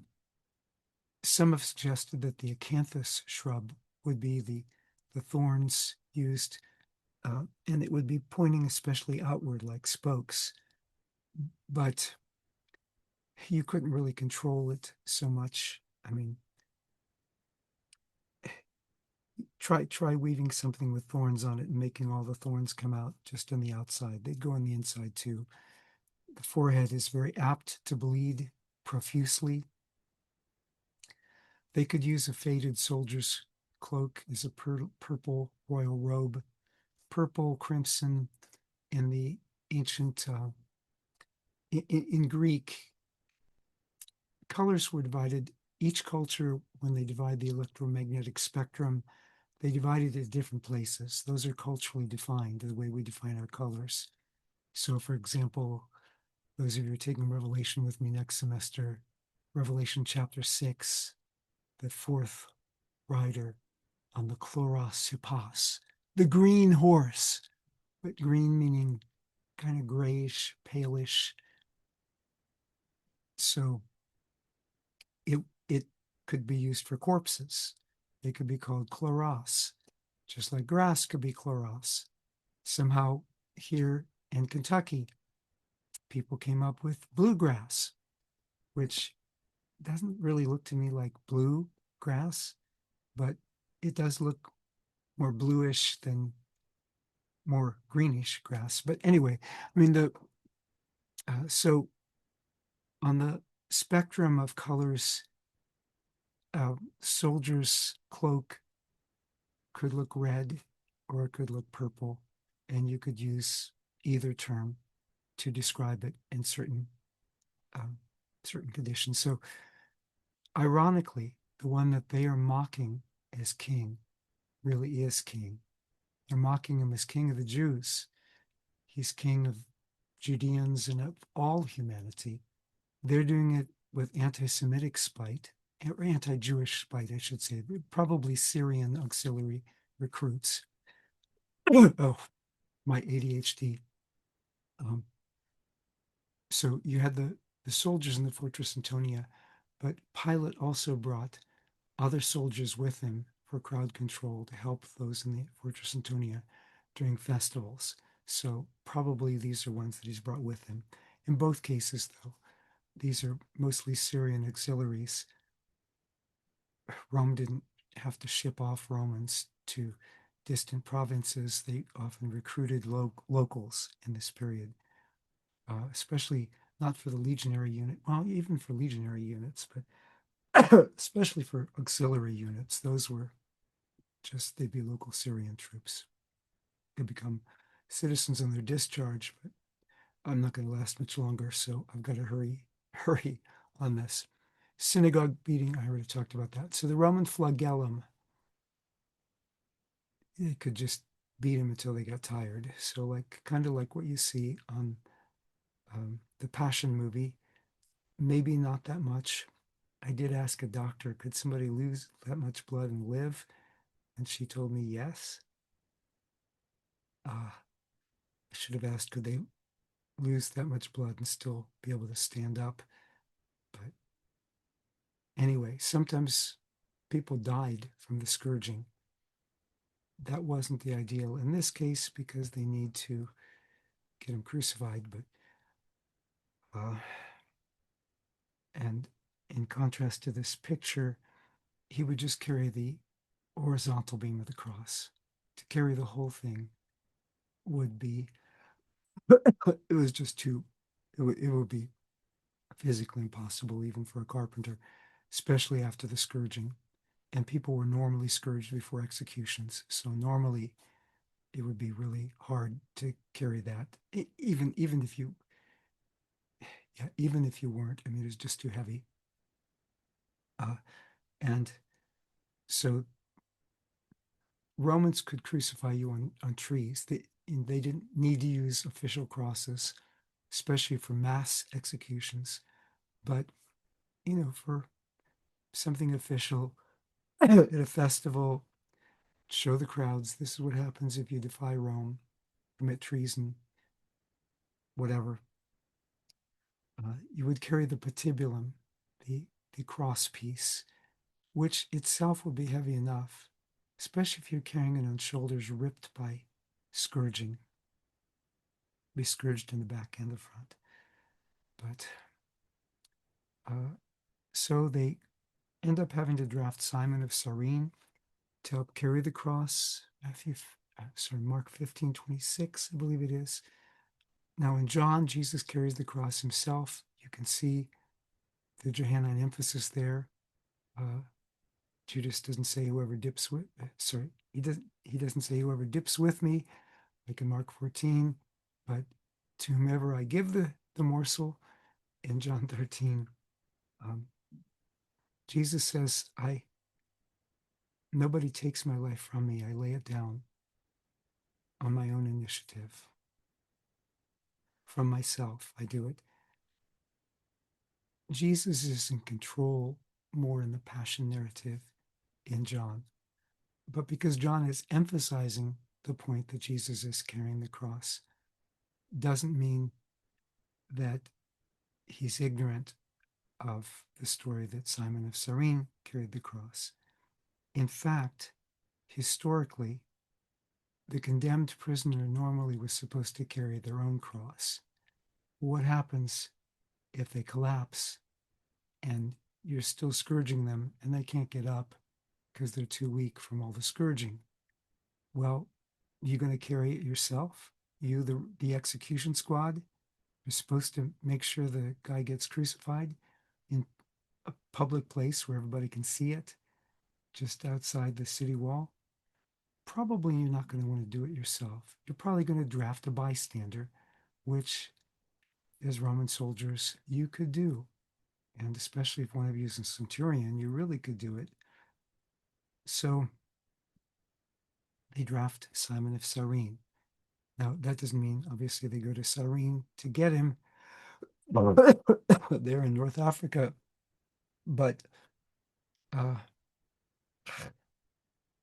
means that they are going to get somebody who is probably in Jerusalem for the feast, for the festival, probably Jewish. That's why he's come for the festival. Jewish religiously, in any case. Simon was a common Jewish name. It was originally a Greek name, but no matter, because so close to the Shimeon, one of the names of the patriarchs, and then you've got one of the names of the Maccabean brothers. So it became a very popular Jewish name, but you can't tell by the name. I mean, Cyrene was a Greek colony, originally a Greek colony, now under Rome, ruled together with Cyprus by Rome. But it was about 1/3 Jewish. Shimon, appropriately named, Shimon, which is Simon, Applebaum, did a monograph on Jews in Cyrene based on the surviving evidence. So it's about 1/3 Greek, 1/3 Jewish, 1/3 local. He could have been descended from proselytes. We don't know his ethnicity, is what I'm trying to say with all this. But we do probably know his religion, and that is that he was there in Jerusalem for the festival. Or maybe he'd already moved to Jerusalem, but probably he just stayed in Jerusalem with the Jerusalem church after the festival, probably became a believer. That's why Mark can tell us that the church or circle of churches to whom Mark writes knows the names of his sons, knows his sons, apparently. So Simon of Cyrene, certainly a historical character. You don't name the names of sons that people know who are sons of fictitious character. Well, actually, could be fictitious stuff about the person. But anyway, Simon of Cyrene, real historical person, like all the best historical insight we would normally use for historical documents. But normally, condemned prisoner would carry their own. But if somebody else needed to be drafted, that could be done as well. We talked about the Roman impressing the service of somebody. They ask you to carry something for a mile, carry it 2 miles. when we talked about Matthew 5. So I think, and many scholars think, it's actually historically plausible that Simon of Cyrene did carry the cross. Jesus may have started, which is what they would have normally tried to have him do, but he can't do it much. And so John and the Synoptics are both right, but very different emphasis. Johannine emphasis, Jesus is voluntarily going to his death. The Synoptic emphasis, Simon Peter wasn't there to take up the cross. Jesus told his disciples, take up your cross and follow me. But when it comes time to take up the cross and follow him, Rome had to draft a bystander to do what none of his disciples were willing to do. Because his sons later became people who were known to Mark's circle of churches, my thinking is probably Simon of Cyrene became a believer, but he probably wasn't one at the moment. So the Via Dolorosa, probably a different route, was really taken, but it's still the celebration and thinking about, well, they get out to the site of the cross one way or the other. Thinking about the centuries of devotion at this site, I think is fairly moving. But let's hear from somebody who has more of a voice than I do. Although there's more background noise, but some of it's in, well, some of it last time was in Hebrew. This time it's in more than one thing, but This is the traditional route that Jesus took on the way to the cross. Some of the details depend on where exactly things should be, and most scholars today agree that Jesus actually was tried and condemned in Herod's palace rather than in the Fortress Antonia. So that makes a difference as to where you start the route to the cross. But the Via Dolorosa has a long tradition of devotion, of people honoring Jesus' death and resurrection. Oh,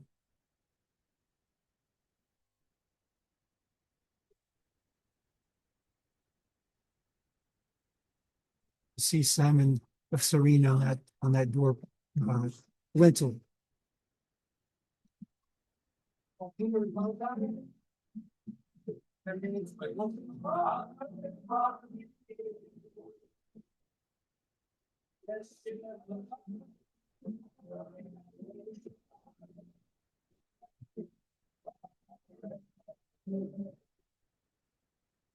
Yeah, it was a blessing to be with them for those moments. People who really get into the story and the geography and everything with their hearts. This is the tradition. We did that. So again, one normally carried the horizontal beam of the cross, which would, at the site of the execution, be attached to the upright stake, the paulus. Jesus was too weak from beating. We already talked about that. In terms of the crucifixion, the nails, we could be just hanged on with ropes. Didn't require blood, shedding of blood at crucifixion. Well, normally the scourging would draw blood anyway, but you could also be nailed, fixed in place that way. And the ropes would help keep it from tearing the hand, but there could be a place where you could be nailed in the hands. Obviously, he's got the crown of thorns, and the nail in the feet. Now, this one survived as a crucifixion nail in the heel. I think this is a replica, but survived. The reason you can see is because it was bent, so it wasn't useful anymore. Normally, what they would do, they would extract the nail from the heel after the crucifixion and reuse it. In this case, it wasn't useful to, they couldn't reuse it, so that's why that's why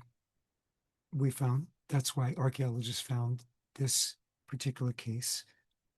Yehohanan, I think we can see it on the, no, it's not on the sign. It should be. Yeah. Anyway, here's the traditional area of the crucifixion by the Holy Sepulchre on the Jerusalem model. This is almost certainly correct as the correct site. I don't mean it has to be the exact precise site, but the precise area of the site almost certainly has to be correct. Here's a Roman iron nail from Galilee. These things were not like thumbtacks. And here are some nails from pre-Christian Macedonia. And here is one reconstruction of how they would raise the cross. There are different ideas about how it will be done, because it would be kind of hard to raise Jesus' body up, having to handle the bloody body and nail him to the cross up there. Probably they would nail him to the patibulum down below and then hoist him. Yeah, actually, they probably didn't do it this way. Well, they could. That thing would then thud into the ground, but probably the paulus would be kept upright, more like these stakes, and then somehow they would have to get this up on the cross. Actually, maybe not like this. Ugh, it's gross even to. So he would be crucified naked, so not with a loincloth like here. Even for Judean sensitivities, he would be executed naked, as the Romans wanted to let people get the full blast of what this was about. This was the most shameful form of execution, reserved for revolutionaries or slaves, usually. Governors could do what they wanted. It was essentially death by slow torture. So people could take several days to die.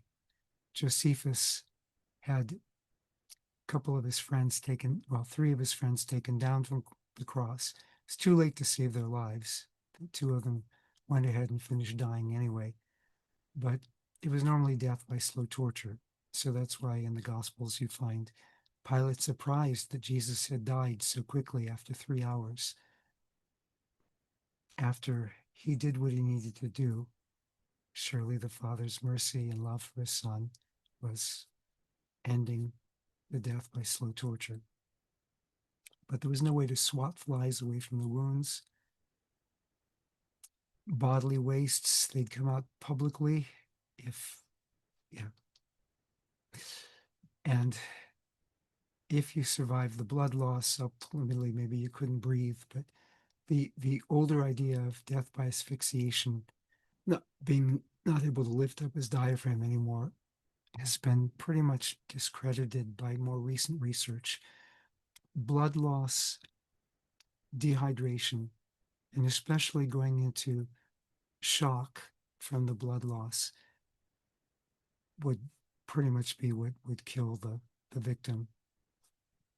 But if you lasted long enough, dehydration, when Jesus says, I thirst in John, when Jesus turns down the drinks in Matthew, Mark, it's, we do have accounts from history of people on crosses and their desperate thirst. By Roman law, and more relevantly here, Roman custom, the execution squad would get any possessions that the condemned person had. So, Psalm 22 says they divided his garments among them, but historically they surely divided his garments among them. Casting lots for the garment. I said Psalm 22. Is that Psalm 69? No, I think that one's Psalm 22. Anyway, a contubernium, 8 people who shared a tent. Normally about half of that would be delegated for work detail like this. So you don't have the whole Roman cohort coming out, but you do have a a centurion, as the commander of this unit.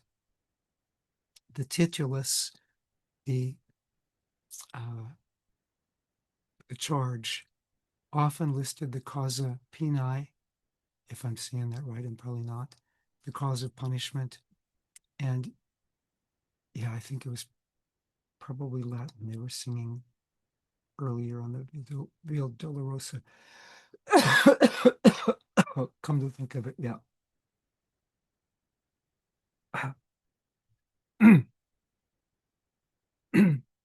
Charge wouldn't typically be posted above the person's head. I mean, sometimes the person, the cross, they didn't have something above the head anyway.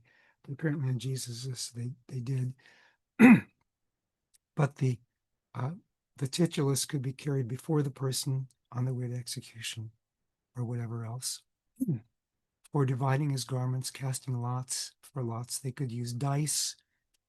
That's not a modern invention, actually. These are dice from the Roman period. They could even guess how many fingers I have behind my back. Lots could be little ostraca pottery fragments with something different on each one to identify, letter for a person's name, whatever, that maybe they scratched with a piece of chalk. You could put it into a bag or a jar, put it, yeah, there were different ways to cast lots back then. So actually, there were a lot of different ways. Okay, sorry, moving on. They offered him wine mixed with myrrh, according to Mark, which would be more of a luxury good and might deaden the pain. It's debatable about the myrrh, but it's clear that the wine could serve that function. Matthew changes it to gall to fit that one, is Psalm 69. So Mark's myrrh, some think it was sometimes used as a soporific substance, that is to help the person sleep, kind of a narcotic. That's disputed. It could make the person very thirsty, so it could increase the torture. Probably it's part of the mockery. But wine could be used to deaden pain. So notice Jesus is offered a painkiller, doesn't take it. He came to embrace our pain and chose to embrace it to the full. Matthew has gall, which was like toxic in large quantities probably, but the biggest thing, it tasted really bad. So it's like with my cold now, my wife has allowed me to drink some ginger shots, and they can be sweetened with various things, but ginger in its purest form, it's kind of gross. Not like gingerbread, not like, with all the stuff, extra stuff added, but just pure ginger. Sometimes when I have a cold, I chew it. Anyway, Jesus came to embrace our pain. He embraced it in full measure. For the very disciples who abandoned him, who denied him, even betrayed him. For people who went to sleep on him in Gethsemane. For people like you and me. Other mockers, they repeat Satan's temptation that we have back in Matthew chapter 4, verses 3 and 7. The final temptation. Come down from the cross and we'll believe in you. Come down from the cross. The kingdom without the cross. And there's an echo here of Wisdom of Solomon 2:18. I know some people have argued Wisdom of Solomon is from the 1st century. I think it was from the 1st century BC at the latest. I think it's alluded to too much in the New Testament if it was a document that was not earlier than the New Testament. It had to be in circulation enough and popular enough for, the allusions that I find, at least, I find an allusion in John 3, but I find an allusion even in 1 Corinthians chapter 2. And 1 Corinthians, it's just too early for Wisdom of Solomon to be not be earlier than the first century AD, I think.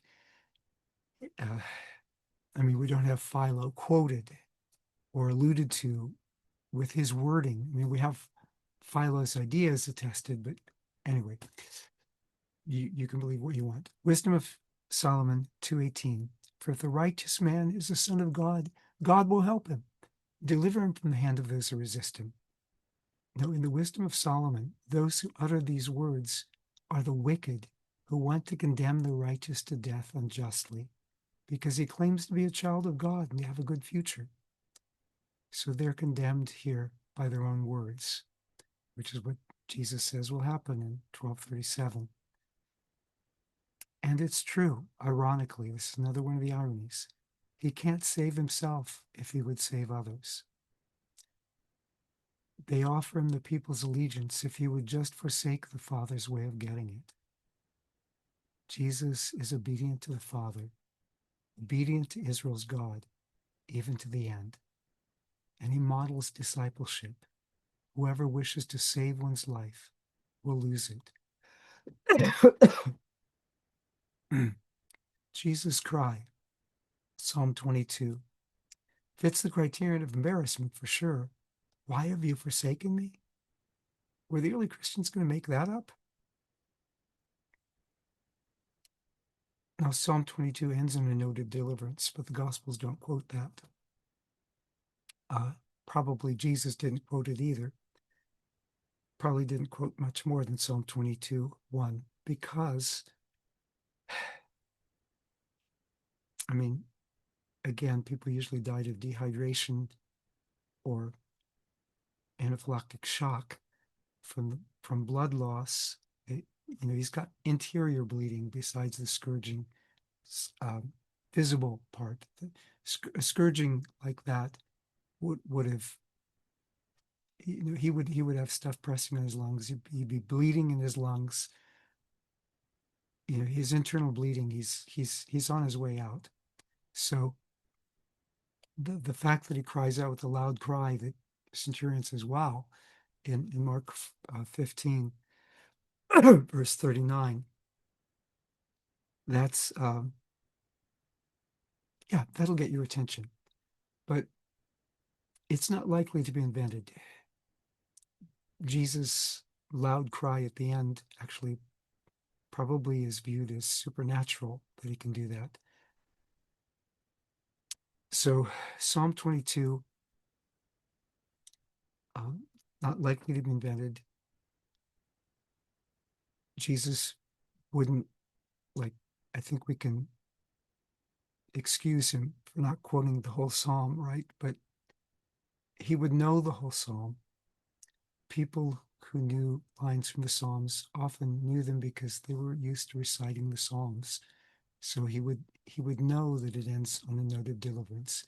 And if he didn't know that it ended on a note of deliverance, he would know that almost all the Psalms would say, "God, don't forsake me. Why have you forsaken me? Why have you hidden your face from me?" Apart from Psalm 88, virtually all the Psalms like that end with the psalmist going on to pray for deliverance, believing for deliverance, and usually praising God for the deliverance. So Psalm 22 is not unique in that way. So yeah, Jesus knows there can be deliverance after crying out, "Why have you forsaken me?" But it was an expression of anguish and agony and brokenness. Now, calling on Elijah, where people hear it, and Matthew's explanation is more realistic than Mark's in this way. Instead of the Aramaic Eloi, Eloi, it's Eli, Eli, my God, my God. Well, Eli can more easily be mistaken for Eliyahu. Oh, he's calling for Eliyahu to deliver him. Now, who is mistaking this? Syrian auxiliaries who, they don't know Hebrew, but they can maybe recognize Eli, or would they know about Elijah? Or is it Judeans. Probably it's Judeans, but everything is debated somewhere in scholarship. So I have to tell you that just because I've read the different sources, I know everything's debated. Give you my best shot, but you take your own. So there was a tradition, at least attested in later rabbinic literature, because sometimes that's all we've got, especially for memories from sages between Sirach and the rabbis, got limited material to work with, but tradition that Elisha would come and deliver rabbis in distress, help them with their toothache or whatever. So um, they're like, oh, okay, he's calling in Elijah. That just reinforces the folly of the mockers. So you've got some people who think he's calling in Elijah. You've got some people who may be present, like possibly the women, who think he's calling on God and maybe recognize some of the psalm. But, thinking he's calling on Elijah reinforces the folly of the mockers. Ironically, Matthew 17 tells us that Elijah was Jesus' forerunner in martyrdom. So 3 p.m. is close to when the lambs would be sacrificed in the temple. And here is another artistic depiction with the darkness in the background. Signs of Jesus' death.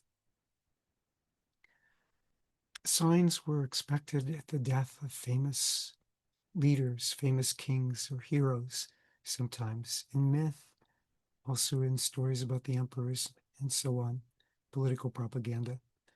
But in Jewish circles, signs were expected at the death of the righteous, especially like righteous sages. Now, some of the signs we have here in Matthew are not in Mark. And some people make a big deal about that. And it's true. Matthew could have added them. Well, Matthew does add them to Mark. Matthew could have made them up. That's an argument that's often made, including by close friends of mine. But I think he wouldn't have needed to have made them up. I think he's dependent on other memory about Jesus, not necessarily his own, but actually almost certainly not his own, based on the Passion narrative, but based on somebody's stories, going back before Matthew. So if Mark didn't, it may be that Mark didn't know about these other stories, or maybe Mark did know about them, but he de-emphasizes them due to the messianic secret motif. Like Mark is, why does the centurion confess Jesus as having been God's son?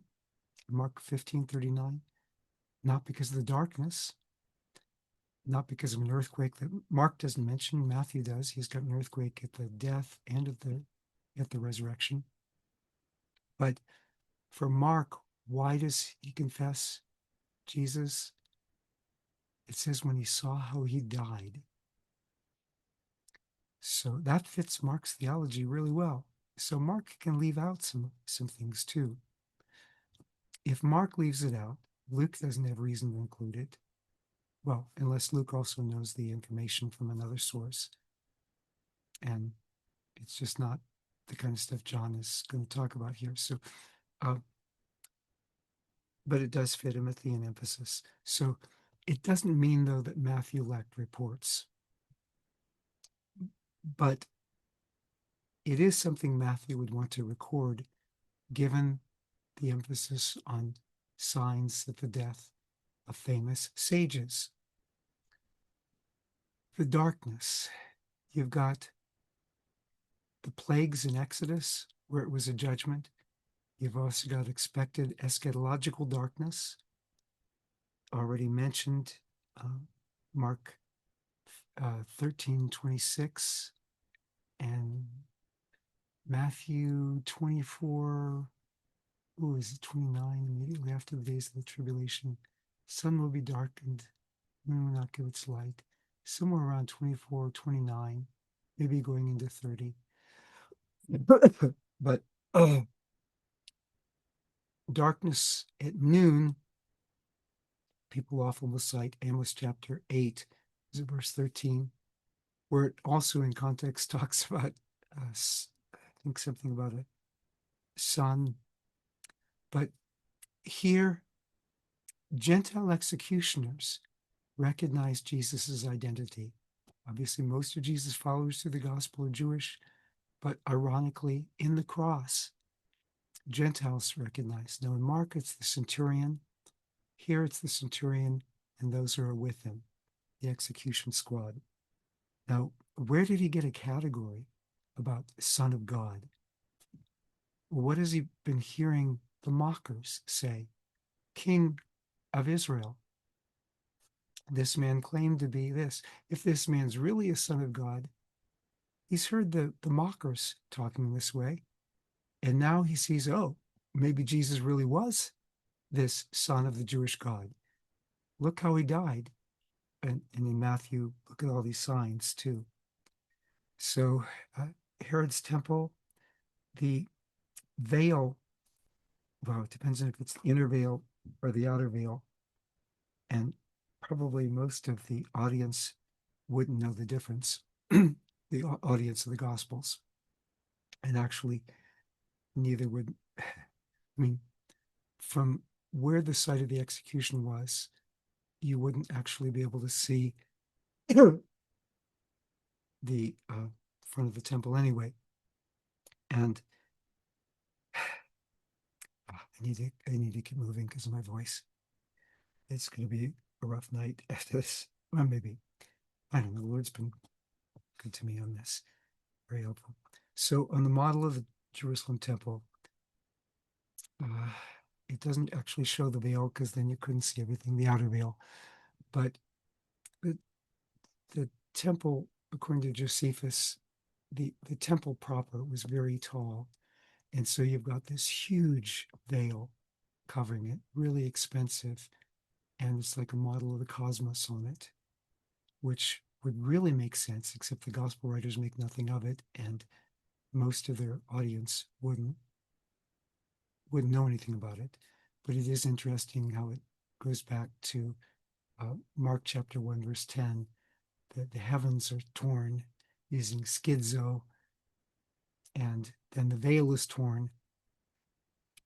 But Matthew uses a different verb, as I recall, for the heavens being opened. So, yeah, probably uses anoideo, opened. Anyway, the veil is rent. Matthew 27:51. Is it the inner veil or the outer veil? If it's the inner veil, it means there's new access to God's presence now.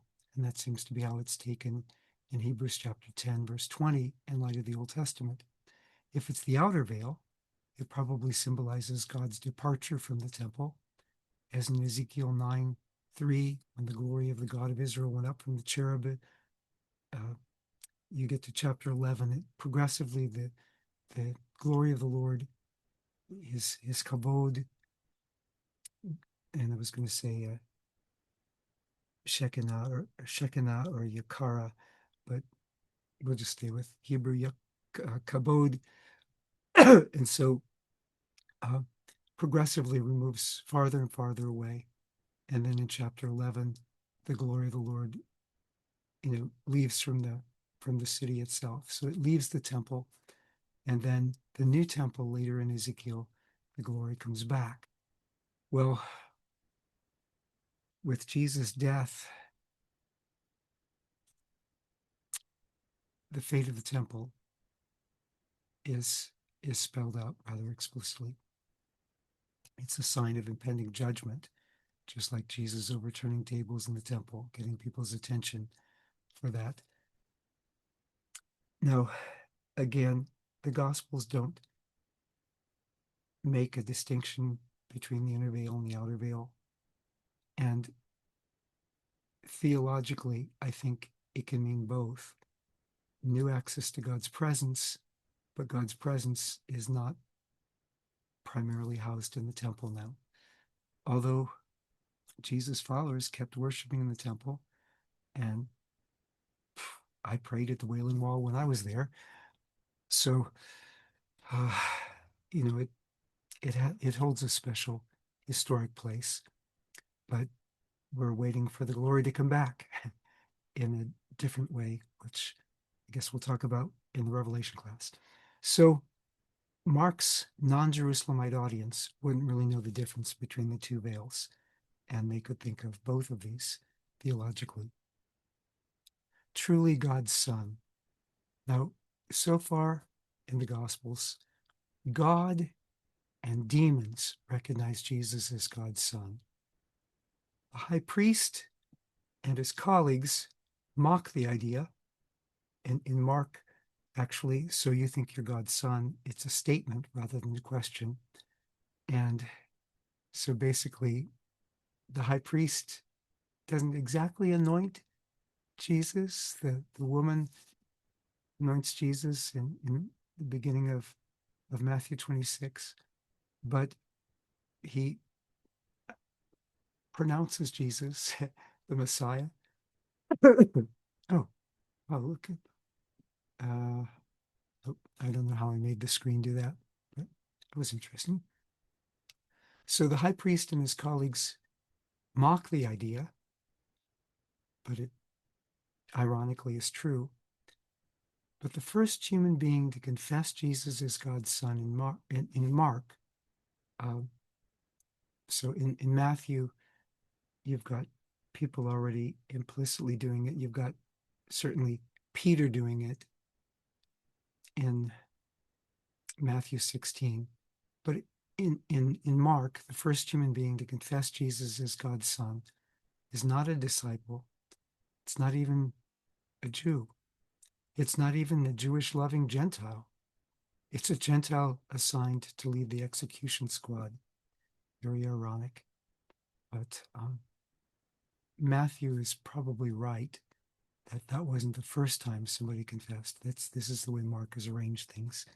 Not that Peter got the honor even in Matthew, but yeah, things are arranged differently in some different gospels. What would he mean by Son of God? Where did he hear such language? Well, Matthew 27, Jesus being mocked as Son of God. Gentiles believed in lots of sons of gods. Now, one who was hailed as king, that one would be the emperor. Centurion confesses a different emperor in the cross. That is rather striking in Mark. And it's striking even in Matthew, even though it's not the first. The emperor reigned in power. Jesus was executed by Rome in weakness. The Messiah came not to crush Rome, but to be crushed by it for the sake of others. Because as I've said before, Rome was small fries. Jesus didn't come to conquer just one earthly empire. He came to conquer sin and death. Now in Luke 23, the confession is Jesus is dikaios, righteous or innocent, which certainly would be entailed by righteous, and fits the forensic context in Luke also in terms of innocence. Luke, I think, is well within his rights to do that because, look, if he's son of God in the Jewish sense, son of the Jewish God, then obviously he's righteous. He's righteous. He's innocent. So the guardians of Jesus' body in verses 55 to 66. The male disciples are nowhere to be found. The women are the ones who followed the tomb. And this is actually where Matthew and Mark really begin highlighting them. Luke introduces their role in this respect earlier in Luke chapter 8, verses 1 to 3, after he talks about the woman and the anointing in Luke 7, 36 to 50. But anyway, male disciples are nowhere to be found. Women follow to the tomb. Joseph of Arimathea gives us a good example of a rich guy making it through the eye of a needle. Romans usually let criminals rot on crosses, but Judaism demanded burial. And this wasn't just a matter of Pharisaic tastes. This was a matter of Deuteronomy 21. I mean, it's a matter of scripture. Dead Sea Scrolls agree with it. Everybody agreed with it. Judaism demanded burial. And if you're worried about not starting riots and things like that, okay, certain things have to be done. If it's mass execution, they might let them rot in wake of a revolt or something. But normally, okay, after they're done killing them, letting them die from slow torture, much slower than the also unimaginably awful treatment of putting the person in a crate or a bag and weighting it down heavily and throwing it into the river Tiber or the sea. Much quicker means of death, but so or burning them alive if they thought they were arsonists, burning them alive as torches. Romans usually would let criminals rot on crosses, but that was a death by slow torture. But once it's done, they would allow the body to be taken down. Josephus tells us that, not in time of war again, but in normal times. Philo tells us that, actually complaining about a governor who didn't allow that, saying that was normally the requirement. Romans sometimes even granted the body to family members. Now, normally it's a, grave for criminals. You throw the body there. But Romans sometimes granted the body to family members. Asking for the body, if you were not a family member, could identify oneself with the condemned. If one was condemned for treason, asking for the body could be identifying as being like a follower of this person condemned for treason. Duh, that's not safe. Joseph of Arimathea lays his life on the line in a way that the disciples who've been with him so long, witnessing his miracles, weren't willing to do. Yeah, he made it through the eye of a needle. He laid on the line more than his treasures. He laid on the line his life. You say, oh no, he's a rich guy. What's Pilate going to do to a rich guy? He could bribe his way off. Governors loved to execute rich guys because by law, they could then confiscate their property. Now, talking about the women who follow to the tomb, will then be the witnesses at the tomb. I'm not sure. Okay. Mary Magdalene. So Simon was from Cyrene. Mary is from Magdala. And this is just something about the synagogue in Magdala. Oh, actually, I thought it was a video. I still think maybe it's a video.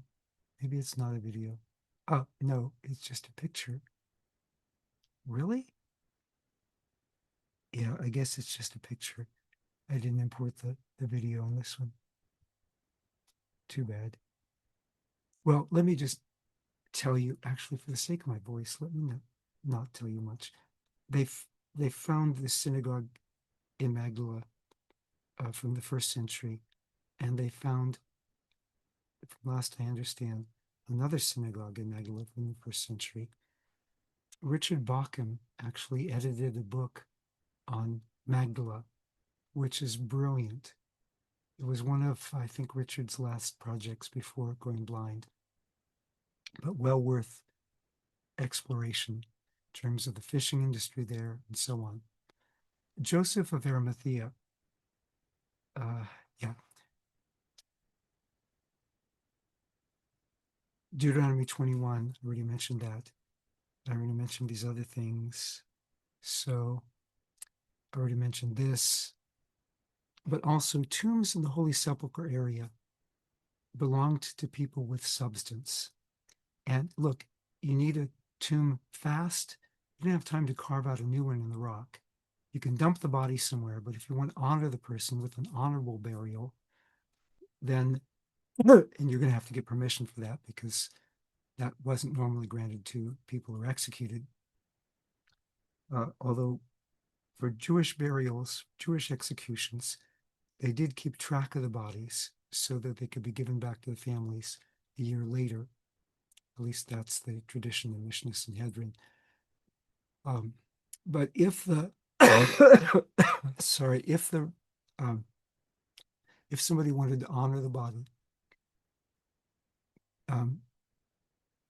yeah, you need a tomb fast. Stuff them in your own, especially if it's nearby. Typical tombs, except they were mostly using square stones in this period. The round stones were normally for very, very rich people, probably richer than Joseph of Arimathea likely was. When it says they rolled the stone, though, it doesn't mean it had to be circular for them to roll it. But it also would take more people to, anyway. Here you can see a typical tomb. This one, I think, is a reconstructed one from Nazareth Village. And wow, voila, look at the transformation here. And that was me going into the tomb. Look different. So tombs in this area belonged to those with substance. Early Christians almost certainly preserved the accurate site of the tomb. If not, then Constantine's mom, with her visions and stuff, supposedly, when she identifies the site, she miraculously gets it right, because they had no way to identify what tombs were from the first century when Constantine comes and is restoring holy sites. But there was already the tradition of this site. It was already known in Judea. This was the site. It actually had been desecrated by the Roman emperor. Which Roman emperor would it have been? By the Roman Emperor Hadrian around the year 135. It had been desecrated deliberately as something that was being commemorated as a holy site. So it was, the memory goes back before the time of Hadrian in the early 2nd century. But archaeology shows it is a 1st century tomb from an area of 1st century tombs. And also, everybody knows you don't bury somebody in the holy city of Jerusalem. It had to be buried outside the holy city. In most places, burials were done outside the city. So the strange thing is that this burial site, the tombs in this area from the 1st century are from within the city walls. So who would make up that tradition? But here's the thing. They were inside the city walls by the second wall, by the wall that was built by Herod Agrippa I in the year 44. Well, sorry, somewhere in the years 41 to 44. Herod Agrippa I died in the year 44. You can read about that in Acts 12:23. This was outside the city walls in the year 30. Yeah, outside the second wall, inside the third wall. So it was outside the city walls when Jesus was crucified. It only became inside the city walls when the city walls were expanded later. So this memory of the site goes back to within 14 years, 11 to 14 years of Jesus' crucifixion. That's not earlier than Paul telling than Paul's account of all these people having said they saw Jesus alive from the dead. But it is earlier than when Paul wrote that letter. So, I mean, very early tradition of the site. Here is the Church of the Holy Sepulchre. So we're going now into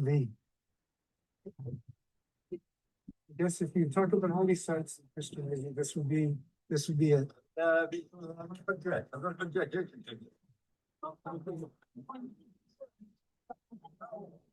But of course, the good news about Jesus being risen is that he's the holiest site is where he is at the right hand of the Father, he's Lord of the universe. And so wherever you are is holy because you're in his presence.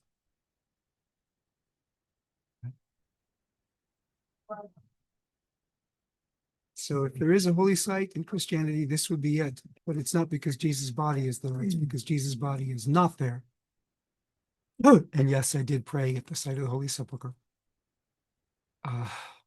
And my next time in Jerusalem, if I go nowhere else at all, I'd love to go back to the Holy Sepulchre. Here are some first century tombs inside the Church of the Holy Sepulchre. Here is, again, one of Todd Boland's photos. I don't know if that's Todd, but anyway, whoever it is, you can see you could fit somebody there in an arcosolium. This is, I think, not exactly period, but these are first century tombs. And this is what's called Herod's family tomb, the Rolling Stone. Here's another Rolling Stone tomb. Here's a big Rolling Stone. And here's another Rolling Stone. From inside, Jesus' resurrection. No valid parallels, no expectation. So people talk about dying and rising gods. They came back every year. It's very different from Jesus' resurrection. The dying and rising gods also, that wasn't something people would have thought of right away after Jesus' crucifixion. That was, I mean, these were Galilean followers of Jesus, and plus some Judean followers of Jesus. They weren't people who would think in terms of dying and rising gods. And also, they did have a category for resurrection, and that's the category used throughout the New Testament, the eschatological resurrection from the dead, Daniel 12:2, 2 Maccabees 7, and so forth. You've got, but you don't have people anticipating that. You don't have people expecting that to happen because, I mean, well, they expected it to happen, but they expected it to happen at the end of the age. All the righteous would get resurrected. And on some views, like in Daniel 12:2, so would the wicked. There were, 1 Corinthians 15 talks about hundreds of witnesses, sometimes many on this. Well, yeah, in one of the cases, hundreds on one occasion. The credibility of witnesses who are prepared to die for their testimony. You've got women as the first witnesses, which is not something that people would make up to commend their belief in the ancient Mediterranean world. No, we know that's not a good prejudice, but just saying about the first century world, the way they normally thought about that. And also, despite the other kind of things Christians debated about, this was unanimous from the start of Christianity. If you believed in the resurrection, you were pretty much by definition a Christian. If you were a Christian, if you were a follower of Jesus' movement, you pretty much by definition believed Jesus rose from the dead. There could be different understandings of what that meant, but contrary to what many people argue, resurrection in Jewish belief was not something that normally left a corpse behind. So empty tomb kind of is there by definition, but if you've got witnesses, you don't have to emphasize the empty tomb. At least Paul didn't think he needed to. So chapter 28, the report of the women, and actually you've got all sorts of good stuff on that. Obviously, N.T. Wright has written a really good mammoth work on Jesus' resurrection. Michael Licona, from a historiographic perspective, phenomenal work on this. A number of other works too. Oh, so many. I'm going to get myself in trouble now that I start naming them. But Dale Allison, if you want somebody who takes into account all the different, oh, and Gary Habermas, multi-volume work. But, for those who say that Gary or Mike or N.T. Wright are too conservative, I mean, if you think Dale Allison is too conservative, I mean, I think he is, well, I, I think he's a really great scholar. Uh, but for those who would think he's too conservative, I mean, you just are too uptight. He handles evidence so fairly. Sometimes I think I'm more conservative than he is on a lot of issues, but Dale Allison is just a really, really fair scholar. So if you can't handle his stuff on the resurrection, just anyway, back to Matthew 28. The report of the women, they give the true report, even though the testimony of women was often not believed and ends up not being completely believed by everybody here and in Luke 24 as well. The report of the guards. Now the women courageously testify of the truth. The guards, cowardly, their lives are at stake probably, but anyway, out of fear, because like, how did this body disappear when you're supposed to be guarding it? Out of fear and also out of greed, they're bribed. They give a different report. Now, since Matthew's the only one to record this, again, many people challenge it and say, well, Matthew made this up. Matthew didn't have any reason to make up this report. Matthew could have just denied there were guards there. So I think it actually is plausible that there were guards there. But if there were guards there, would the body be stolen while they watched? Their account of it isn't plausible. So I agree with Matthew, but for those of you who think I'm too conservative, anyway, just say there were no guards. In any case, you've got the report of the women, and that's the true report. And then you've got the report of the church, Matthew 28, verses 16 through 20. Does it sound more like the report of the women or like the report of the guards? The women here become the model for our witness of making disciples of the nations, which I don't have to cover in detail because guess what? I did that the first class of the semester. So what I could do with the rest of this is trace the parallels among the different accounts, and that would be really fun. But I'm going to save my voice, and if you want to do that, you can do that yourself by freezing the slides, freezing the video and looking through them one at a time. I made this chart for my forthcoming Mark commentary. And there you go. And finally, this is not outer darkness with wailing of gnashing of teeth. This is me saying, not mir, which I think is Albanian for good night, Laila Tov, which is Hebrew for good night, or bon nuit, which is my wife's beautiful language for good night, or what is Guten Nachten? Oh my goodness, my German is so bad.